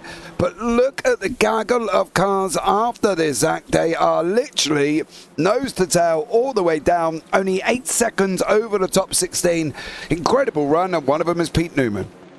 Yeah, Pete Newman, really impressive. Unfortunately, in the beginning moment of this race, I mean, he's up into up one place, of course, from where he started. Adam Delmont up 3, but again is again at the end of the day, and especially at a circuit here like at Sonoma, where track position is going to be vitally important over the course of the race. Had to scan because Pete Newman it's weird seeing him so far down, but it's fair enough because it's the top 15. I expected him to be a little bit further up, but it's early doors in this race. I'm sure a top 5 is more than possible. He's now got to demote your boy down to 13th place. Edward Parfitt, I did say race 3 is usually his time to shine, but it's not been the start, and I think because he started on the back foot, it's going to continue from here on in. Oh, chaos! Chaos! Lots of chaos. 2 people ended up going down the pit road. Whether or not that was on purpose, I have no idea. I'm not going to lie. We will have a look back on that one. Where did it start? Where did it finish? Who do we pick? Ollie Ricks? I think it was Ollie Ricks and Jack Andrews having a coming together here as well, Zach. So there's Ricks there. No, it wasn't Ricks. What about Andrews? Well, he starts it off. No, it wasn't him either. Hold on. Brian Holmes and Craig Jones jumped to the pits. Now, them 2 sat there. But hold on, there goes Craig now. So Craig's out of control. He's losing it. Oh, he gets bumped and pushed down the pit lane. For that. Yeah, that's definitely not a triple trophy winner's performance there, is it really? No. But there we go. Back on board with Paul Godden being chased down now. Second in class, Andy Littler and Adam Delmont. Yeah. Beautiful start and a beautiful race so far. Mark Draper as well been able to extend his gap to 3.6 seconds clear of McCutcheon. Carl Hardy looking good for a strong result as well. But we follow this fight. Paul Godden trying to close the gap to Chris Dixon, who himself is 4 seconds off the podium place. So I think as it stands for anyone lower than Chris Dixon, their fight is only for 4th place over the duration of race number 3. We've got 5 cars nose to tail, potentially even 6 and more. Side by side, you can see Adam Delmont trying to make an extra position and increase his gain to 10 in the opening 4.5 minutes of this race. He moves his way up to the inside of Paul Godden and up now into 5th place, making some incredible progress. A lot more than Pete Newman. He's up now at, 3 places, maybe make that even 4 places on Pete Newman in the early stages, which are some big points gains that he's going to be absolutely raring to see. Are you going to likely count Pete Newman out? I wouldn't. No. He will pick these off. He will pick them off one by one. And he will still end up in a podium somewhere. I don't doubt it as well, because he does manage to do reverse grids in no other way of a man I've seen. He does them with precision, smoothness as well, Zach. He has been great. He really has been. He just, he's patient with it, right? He sees a gap, he fills it. As soon as there is a gap, he goes for it like that. The gap opened up on the inside of Paul Godden. He said, cool, cheers. The thing with Pete Newman is he's confident. He knows he's the top dog, right? He knows he's different gravy. He knows that he's Pete Newman. So he knows that if he goes for a move, chances are it will stick. It's all about picking the right move. And he's not going to go for one that he knows is going to go wrong, right? He's going to go for the ones that are 70-30 chance, in his favour. The odds are in his favour to make it stick. And then, once they're in his favour, he's confident enough to say, yeah, right, cool, this move's mine. I'm going to go for the inside. And that boosts his odds of actually succeeding in the move, because as soon as you doubt yourself and say, oh, I'm not sure, if I break too late and go into the side of him, or what if I back out, that's then when the mistakes are made. Pete Newman just says, nah mate, cool, cheers, on the inside, as you'd like it, gets the move done, and up now into 5th place, directly behind Adam Delmont, as there's carnage and chaos as side by side, multiple cars going through the S's in the first sector. We see Adam McNally up 12 places from 20th place on this grid. He's running a really nice battle at the sort of now inside, well and truly inside the top 10. Yeah, I've got a funny feeling though that might have been Adam McNally over Andy Littler. Yeah, it was. Alan McNally there just helping Littler onto the grass, I guess, to see parts of the circuit he hasn't seen. Ollie Ricks, Chris Dixon, David Ayres and Edward Parfitt. This is going to be a nice hand battle here for 2nd, 3rd, 4th and 5th. Very much is. And, very much... huge points on offer, crucial points on offer in such a tight championship battle as Lee Dima goes for the move on the inside of Chris Dixon, sends him sideways. They continue their run side by side, but now look for Edward Parfitt to go to the far left. Is late on the brakes, it's bowling as multiple cars head their way into the barrier. You can see two of the lime green cars there of Parfitt and Dixon running side by side and, well, nearly run into each other there, but thankfully most of them get away cleanly. We're going to have to take another look at that one because... Well, someone got a strike. Yeah, it all went wrong. And then all of a sudden, it just sparked. Look, Lewis went in too hot. He hit Parfitt. Kellerman mounted Parfitt, put him into the tyres, and then they were still going, these two, as well, for the JPB racing car. So it was all a bit dramatic at the back there from the boys from JPB. It was. They kept us on our toes. And kept each other, of course, firmly on theirs, and thankfully there's no tension between the two of them, and they continue their job as teammates quite nicely. But yeah, that could have ended sour quite quickly, it must be said. But thankfully, again, as we say, no harm, no foul. Just a difficult situation to be a part of. And well, now you can see on the back, Paul Godden versus Adam McNally, whose pace is staggeringly quick throughout this race. He's worked his way up from 20th now into 6th, and we're not even halfway through this race, which is absolutely sensational of a run.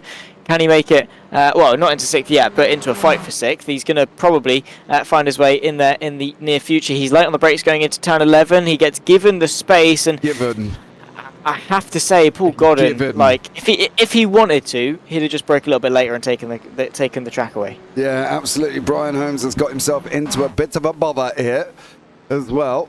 What did you do, young sir? Was this all on your own, Mr. Holmes?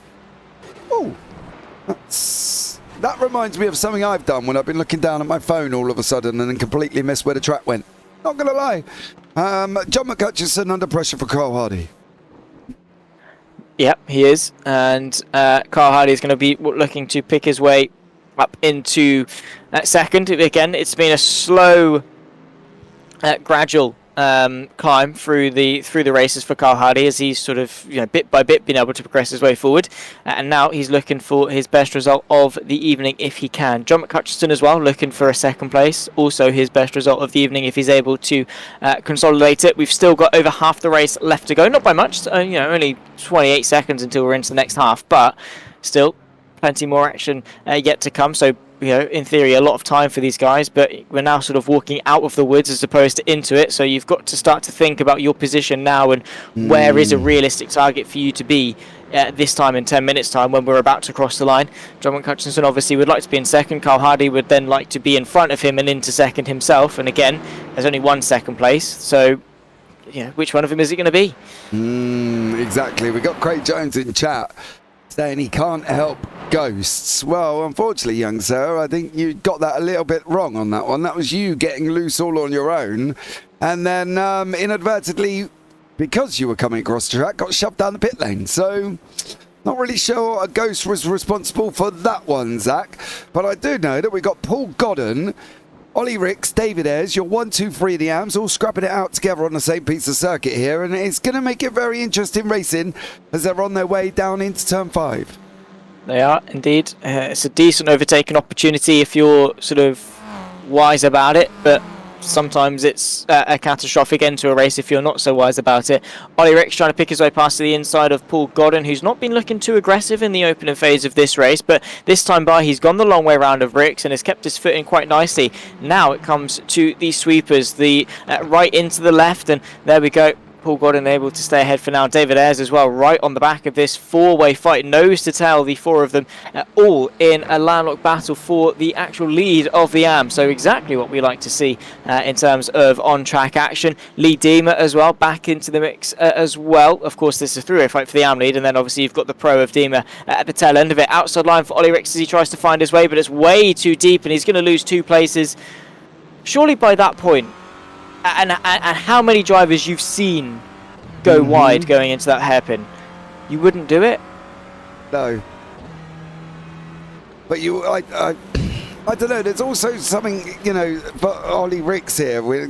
There's also that kind of losing where you are, missing your breaking point. I think we saw it as well at the end of race 3. So, yeah, it happens, Zach. These are all, normal. They're not robots. They're not aliens. They're AMs. They're still learning their trade. They're still putting it all together, getting everything in there. So you got to give them a little bit of a credit. David Ayres and obviously as well Dan Lewis was at the front for race 2. That is true. Yeah, they were running, quite nicely.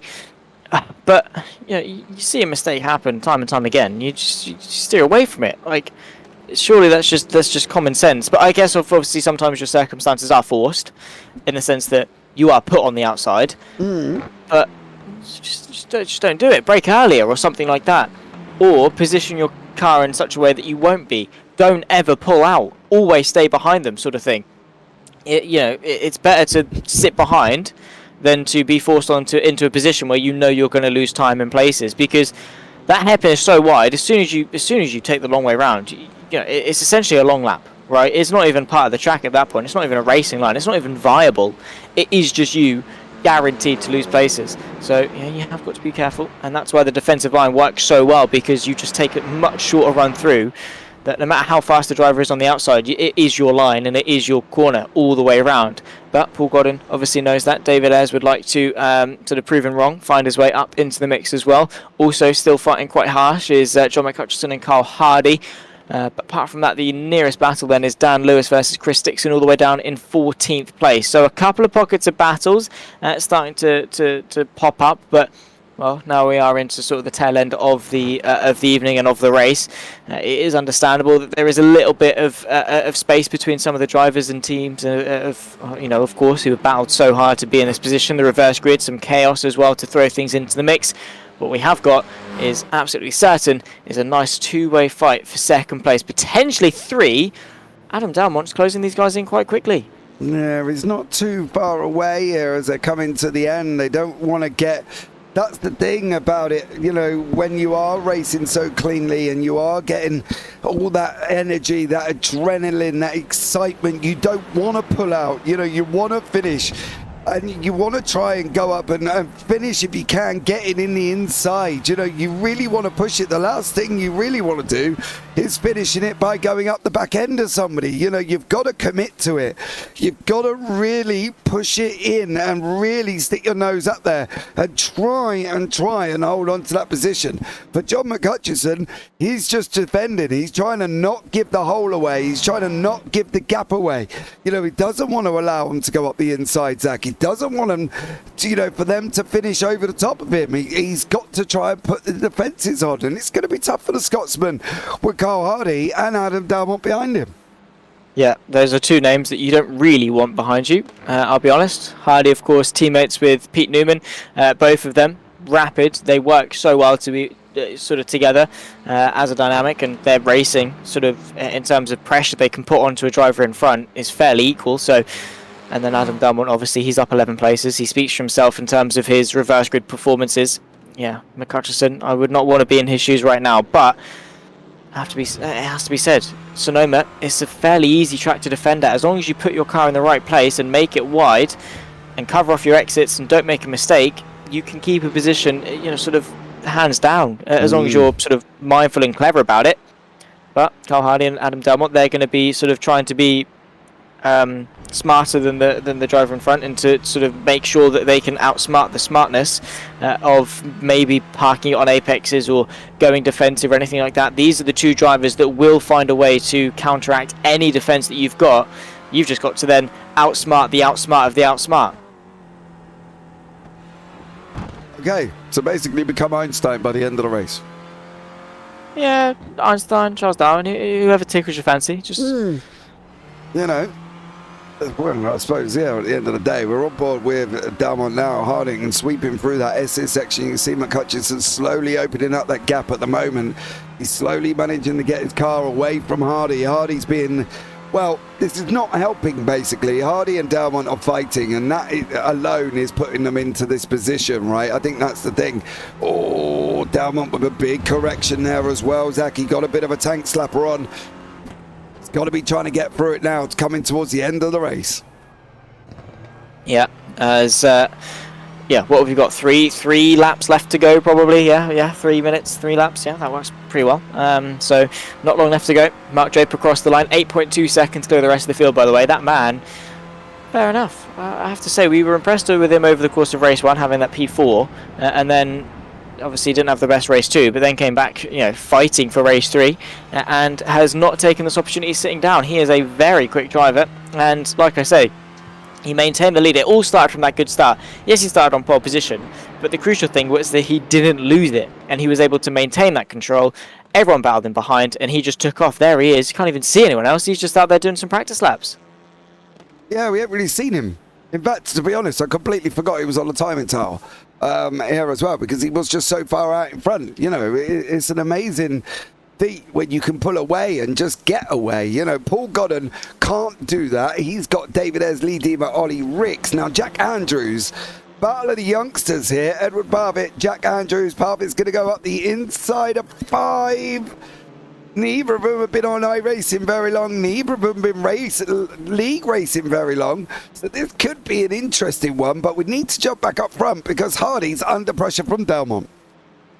He is. Oh, he's finally sort of reached this pressure point, and there is a beautiful move from Adam Delmont. He threads the needle on the up and under going through turn 11. Carl Hardy still has that inside line. You can see John McHutchison is just taking this opportunity and ran as far as he can away from these two while they battle away side by side going into turn number 1. It's the next gen car on the right hand side, so close to contact between the two of them as Carl Hardy is now forced to the outside. The Pure Sims driver, the blue, the black and the white, all in amazing livery, and then of course he's now invited his teammate. He's got some support now.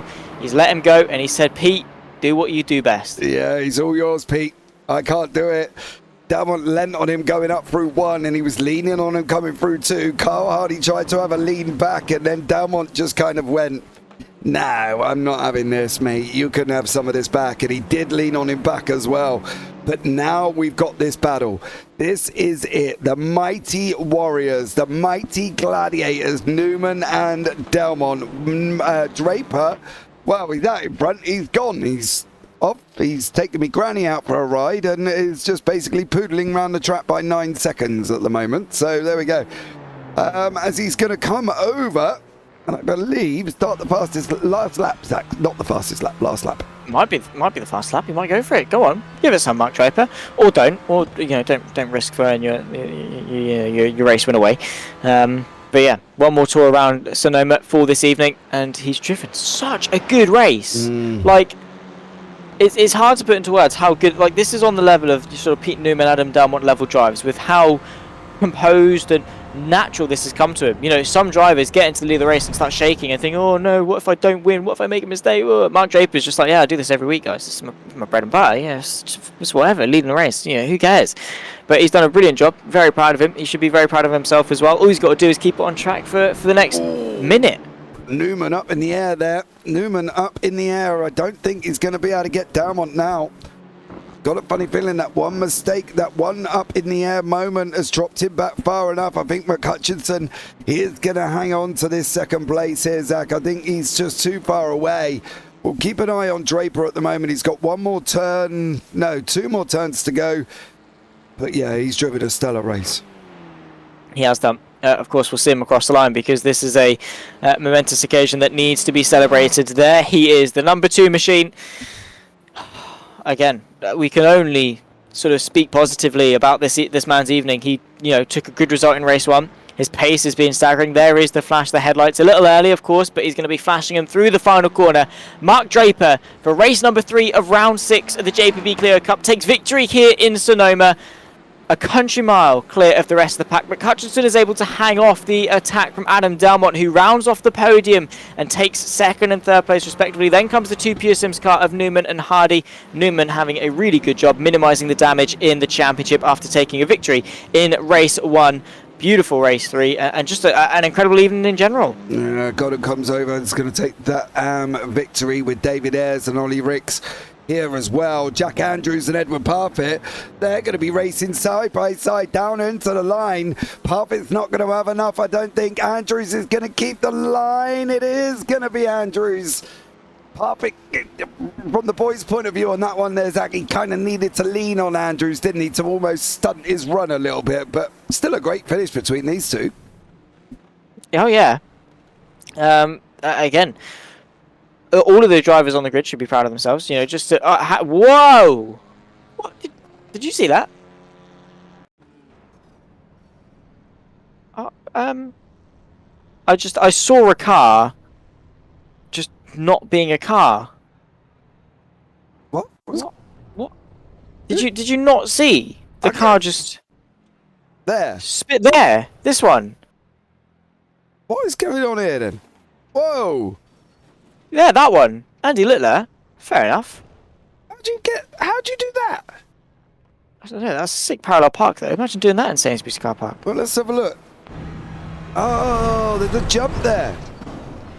Oh. Yeah, but he's already hit a jump. He's gone flipping over it, and then just landed it, nailed it, mate. Boom, sorted. Yeah, stellar job from Andy Littler there as well. But I'll bring the results up for you, Zach, and then we'll get some interviews underway.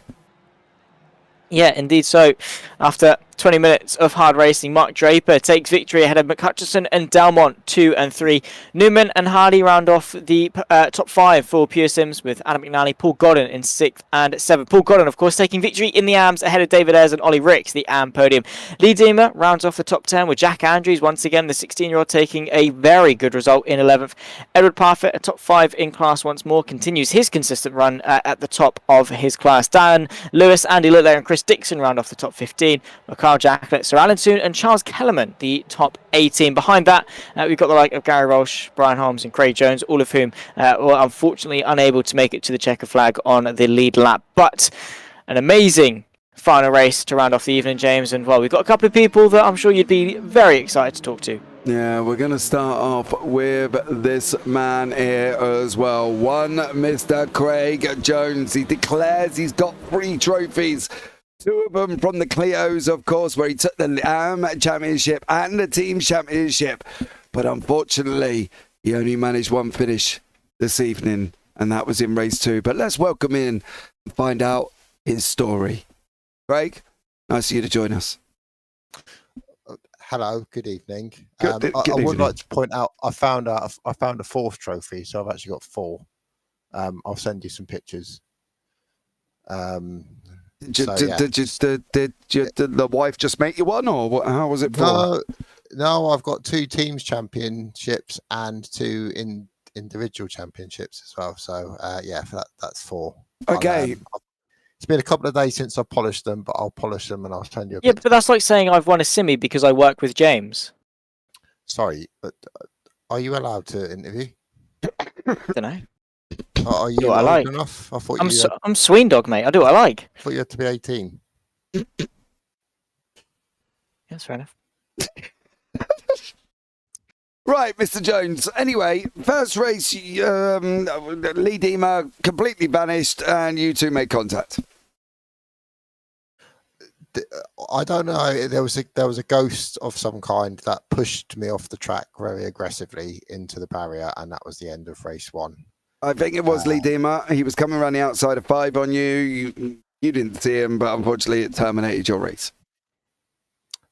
He was disappearing and coming back all night. It was a nightmare. You're going into a corner and then suddenly he disappears, and then you come out the corner and he's there again. But I think he's done a reboot. I think he sorted it out for race 3. So yeah, it's all good. Yeah, he come back though for race 2. Did manage to finish race 2 there as well. Not a bad race for you overall. No, that was a brilliant race. I think I was dead last and finished 7th. So yeah, I was really happy with that. I was just having a chat with Paul Godden in the interview waiting room there. Was saying how close the pack was in race 2. And it's an interesting track this, because you can make moves, but generally, if you do make a move, you just leave yourself vulnerable for the car that you're trying to defend against. So it's really difficult to make a move stick here. That's not going to lose you a position at the same time. Yeah, it definitely is. And then race 3. Okay, so you lost it coming out of 10 and then inadvertently pushed down the pit lane. If you look at all the other cars, right, they were all going wide at that corner. So you have to ask yourself that when I went a little bit wide, why did that suddenly happen? I don't know. A ghost. I told you. Are you saying Sonoma is haunted?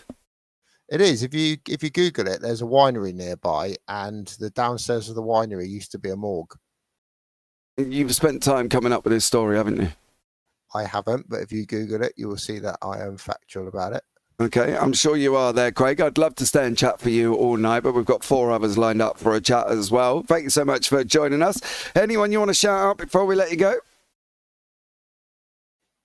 Just my teammates, and I'll say hello to them. Yeah, lots of love to Zach. Love you. All right. Well, Love you too, mate. thank you very much for that one, Craig. We'll catch up with you soon, no doubt, buddy. Onwards and upwards we go. Hopefully you'll finish 3 out of 3 next week. Hopefully. Bye. Bye.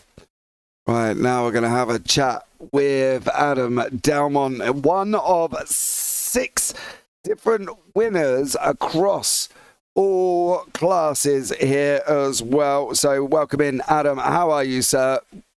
I'm good, you too. Yeah, pumped. I enjoyed that tonight. That was good. Yeah, it wasn't too bad. You got 3 podiums basically in the evening, right? So we started off with a second, then we got promoted the first, and then we finished 3rd in race 3. But at the end of the day, you were up 12 places in race 3. Yeah, mate. Yeah, I'm not going to argue with those. Race 1, I was saving myself for a bit of a tussle with Pete towards the end, but I made a small error and it let him get half a second ahead of me, and I just started pushing really, really hard to try and claw him back in. Generated a bit too much heat, and then spent a lap or 2 sliding around right towards the end of the race, and then Pete made a mistake and let me get back with him, and I was setting up to come charging after him for the hairpin. And the right-hander, I lost the rear. And yeah, that ended that one at that point. I was like, yeah, Pete's got this one. It was a hell of a race. So, yeah, I've had some good racing with Pete tonight. It's been very intense, shall we say. Yeah, it definitely is. It normally is between you two as well. Where do we see you in the championship now? Because we've come to that midway point. We're going into this race. You were 21 points back. What do you think? Can you do it? Yeah, it's still doable, but it ain't over till the proverbial ladies start singing. I've clawed some points back on him tonight. Last week was a good week, barring the last race when obviously I had that lock up, which cost me. But I think I still, didn't lose too much. And there's enough races, bro. I just need, horribly, just a little bit of a balancing act with maybe Pete getting a mid-finish here or there to balance it back to a bit more even, and then we can really fight it out. But obviously, if it doesn't happen, it is going to be a tall order because he's always on it. As we all know, he is always on it. And he's just a master of them reverse grids. He just amazes me how he comes through. So, he's just like water. He just goes past everything, slips in the inside, and he's all done. But, he's incredible there as well. But for yourself, 3 podiums out of 3, mate. You've done what you needed to do as well. Could you have done more? Well, unfortunately, race 3, I don't think anybody was going to catch Mark Draper, to be honest. He was absolutely flying. But yeah, Mark was flying. But I did have second on. I was thinking I could have got second, but I knew what was coming with Carl. Not in a bad way at all, but he's Pete's teammate, and he could see Pete was 2.5 seconds behind me, and I knew what was coming. So I just wanted to get past him as quick as I could, but cleanly, knowing it was going to be hard work. And yeah, that saw second getaway. But I'm still happy. managed to clear him and managed to stay in front of Pete. So yeah, you definitely did there, bud. Well done to you, mate. Anyone you want to shout out before I let you go? You lot for broadcasts, always enjoy watching them back. Admin and all the drivers for making it what it is. It is really enjoyable. We have a right laugh. And Next Gen and their associated sponsors. Yeah, big up. I'll see you all next week on Full Send. All right, mate. You take care. Catch up with you soon. Night, chaps. Take care, bye. Right, next up, we'll have a chat with David Ayres. Now, one of the interesting things about David Ayres as well, he is only one of 3 men to have 3 podiums. No, 3 men to have 3 podiums out of 3 this evening. He took a second in race 1. He won race 2 in class and a second in race 3. Welcome in, David. How are you, sir? Very well, thank you. I think that's the second time I've done that now this season. Podiums in... Hold on, I scour quickly through my notes here. Yes, you did it at Silverstone. Round 2. Round 2? Yeah, round 2. So, yeah, great job from you, mate. Did you enjoy that this evening? You seem to be absolutely flying. Thoroughly enjoyed it, mate. Really, really good. Yeah, excellent. Lee Dean was being kind to me by not battling with me in race 2. Not Lee, sorry, it was Brian. Brian Holmes? Yeah, he was just sitting behind me and not harassing me too much. But the last lap, I tried to ease up and let him take 3rd overall, but he said, no, go. So thanks, Brian. Appreciate that. Okay, leading the AM Championship, David. Yeah. All right. You. All right. What do you think? Are you going to wrap it up? I'm keeping my fingers crossed, mate. I'm just trying to not go all out every race. Just try and be as safe as I can and just try and finish. Finish as high as possible. Yeah, as they used to say, mate, points make prizes. That's it. Yeah, I think someone said you've only got to finish in the top 5 of every race for every season. You can end up with the championship. Yep, you don't even have to win one, mate. The consistency is the key, David. Well, let's hope that you do get up there, mate, because you've done a stellar job this season as well. And one of the very few men who's got 3 out of 3 on the podium. So well done to you. Anyone you want to shout out before I let you go, mate? I just want to mention, I'm not sure what Craig's on, but he needs to adjust his medication. Apparently he's seeing things on track coasters and whatever. Yeah, I know. I don't know what was going on there. I'm not going to lie. All I saw was Craig make a mistake and then get it wrong. And then I did see Lee Deemer disappear and take him out. So, it was a bit hit and miss for Craig Jones there. Was it you who helped him up the pit lane?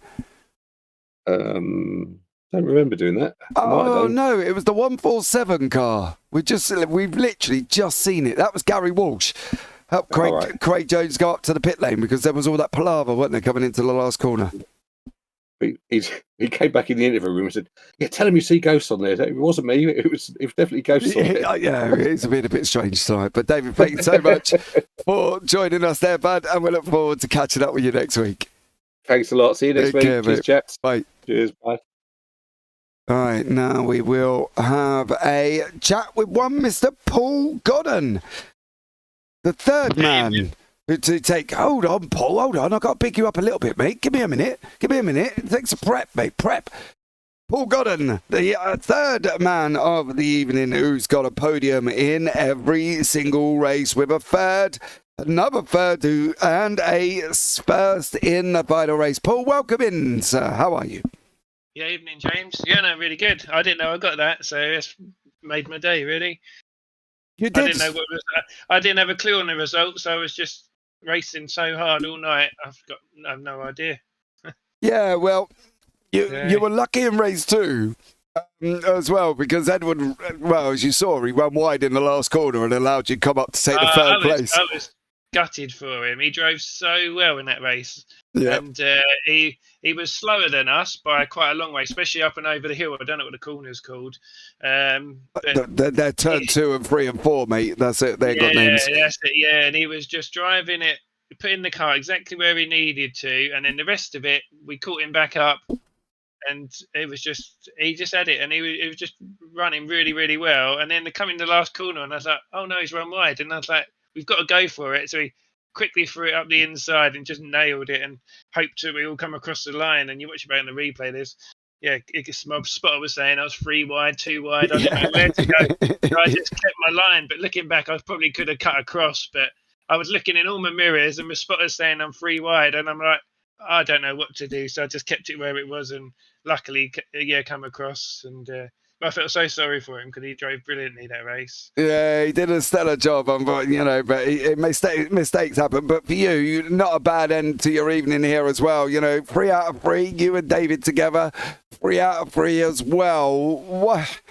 Sitting in 8th in the AMs, obviously, before this evening. That will give you a nice little boost up here as well. What do you think?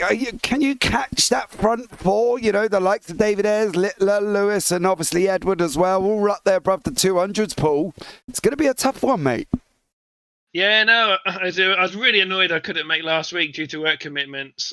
So last week goes my drop score. So that means I've got to really work hard for the rest of the season to try and catch them up. But my main goal is to try and just do the best I can in the AMs and see where we end up. But like race 1, I was so gutted that David got 10th and I got 11th because he then gets the reverse grid. And I was like, can someone please crash in front of us? And I was looking ahead and there wasn't really anyone too close. So I thought, oh, right, he's got this one. And then for race 2, just put my head down, try and get as much up the field as we can. I thought he'll come back to me a little bit and I can try and push through as long as we don't have any incidents. And it kind of worked, but not really. Race 2 was just, we were all battling. I was saying to Craig about the pros and the AMs. They were so evenly matched tonight. Like I wanted to let a couple of pros through at one point, but I was like, if I let them through, you're going to be gone up the road and you've lost. You've got no chance of catching them. So I just had to drive it with my head. And then race 3, unfortunately, I got clipped by Edward into the hairpin on lap 1. He missed his braking point. Yeah, and I damaged the steering, so I had to do the whole race with damaged steering, and everyone was so much quicker than me, and I was like, right, I had a little gap for a little bit of a breather, and I was like, right, I just need to relearn all my braking points, drive it a little bit differently, and just see where we ended up. And I knew I was going backwards a little bit, didn't battle with any of the pros, just let them go as quickly as I could and try and sit behind them. And then I was just battling for my life with David, not letting him through because I knew I had damage. He didn't. And every right turn, I couldn't get the car turned in. And when the track's mainly right turns, it was really, really tough. But I'm glad I managed to. I said to him, hopefully I wasn't too aggressive in places because I was just literally putting the car on the apex, stopping it, exploring it away, and then doing that on every corner I could. And it was just running a little bit deeper when I knew he was quicker than me. Just so he couldn't get the jump because I know he's not going to do anything too stupid. So it was a really enjoyable track actually. It was a circuit that people did frown at, but it did work out well as well. Paul, thank you so much for joining me. As always, it's a pleasure to talk to you. Anyone you want to shout out before I let you go? Yeah, shout out to your yourself and your admin team for putting this on because it's a great series to be part of. And all the drivers, I mean, the driver standards, they just seem to be getting better and better every week. And everyone's getting closer and closer as well. So it's making it tougher and tougher. And you can see where the mix of the pros and the AMs now in the middle is very, very tight. And it's really, really great series to be part of. So, and then last one, shout out is Craig because he crashed on the, I don't know if you saw it, where he lost the rear coming round the last corner and crashed. Yeah, and he took someone else out behind me, and I was like, "Oh, it gave me a bit of a breather." So I was quite glad he did when he'd done that, because if he not, it was going to be quite a few cars into the hairpin. Yeah, Gary Walsh shoved him up the pit lane. So I know what happened. Yeah, I ran really wide and thought, if I go off track, I'll go off track. But I could see he was coming back across the track, and I was like, I've got to just go as wide as I can and hope and pray. And I missed him, but I saw in my mirror that someone collected him, but I didn't know who it was. But it was another one. Yeah, because me and Craig were quite close to that, so there's another one I didn't have to worry about in that race. So well, Paul, thank you so much for joining us there, bud, and a pleasure as always. Take care. Yeah, thanks, guys. Right, and the final interview of this evening, he's been waiting patiently for me, bless him as well. One Mr. Chris Dixon. Very up and down evening here, Chris, as well. Great one overall. Good third race. How was the rest of it for you? Yeah, it was all right. Didn't get much practice this week, so I was a bit down on pace, but tried to stay in the consistent 125s. But the majority of them had about a second on me, didn't they? So, but yeah, the second race was fun. Because obviously there was a couple dropped out, and we were sort of fighting for the pole. And Mark was there behind me. I had damage, and he was about 30 seconds behind me, I think, at one point. And by the last lap, he caught it up to about 6 seconds, and then we realised someone else had dropped out, and he was on pole anyway. So, but yeah, it was good fun. Yeah, it was a good night of racing, to be fair. Mark did pull away in that third race. He was gone, absolutely. Are you seeing your own improvements, though, Chris? Because you have got the likes of Dalmont, Newman, all of these quick drivers around you. You all sit in voice chat together. Are we seeing that improvement from Chris Dixon as the season goes on?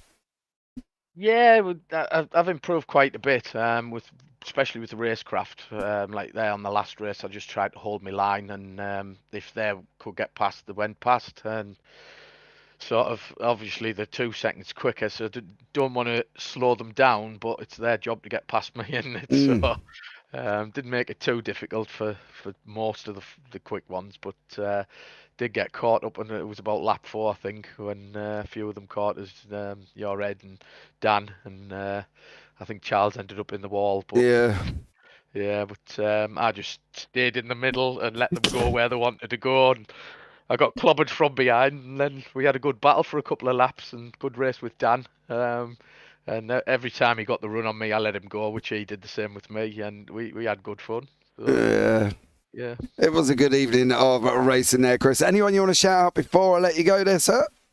Yeah, just all the lads, and good luck to them all for the next 4 weeks, because unless I can get on while I'm away, this will be my last week. So, but yeah, if I'm not on, if I can't get on anywhere, I will be on watching. So, yeah, good luck to them all, and thanks to you and the team for putting the opportunity on for us all to race. It's brilliant. No worries there, Chris. Well, thanks so much for joining us there, bud, as well. And it's been a pleasure having you on the track this season. And maybe next season we might see you on there again. Yeah, definitely. I'll be there. All right, pal. Take care. Okay. Thanks a lot. Thanks.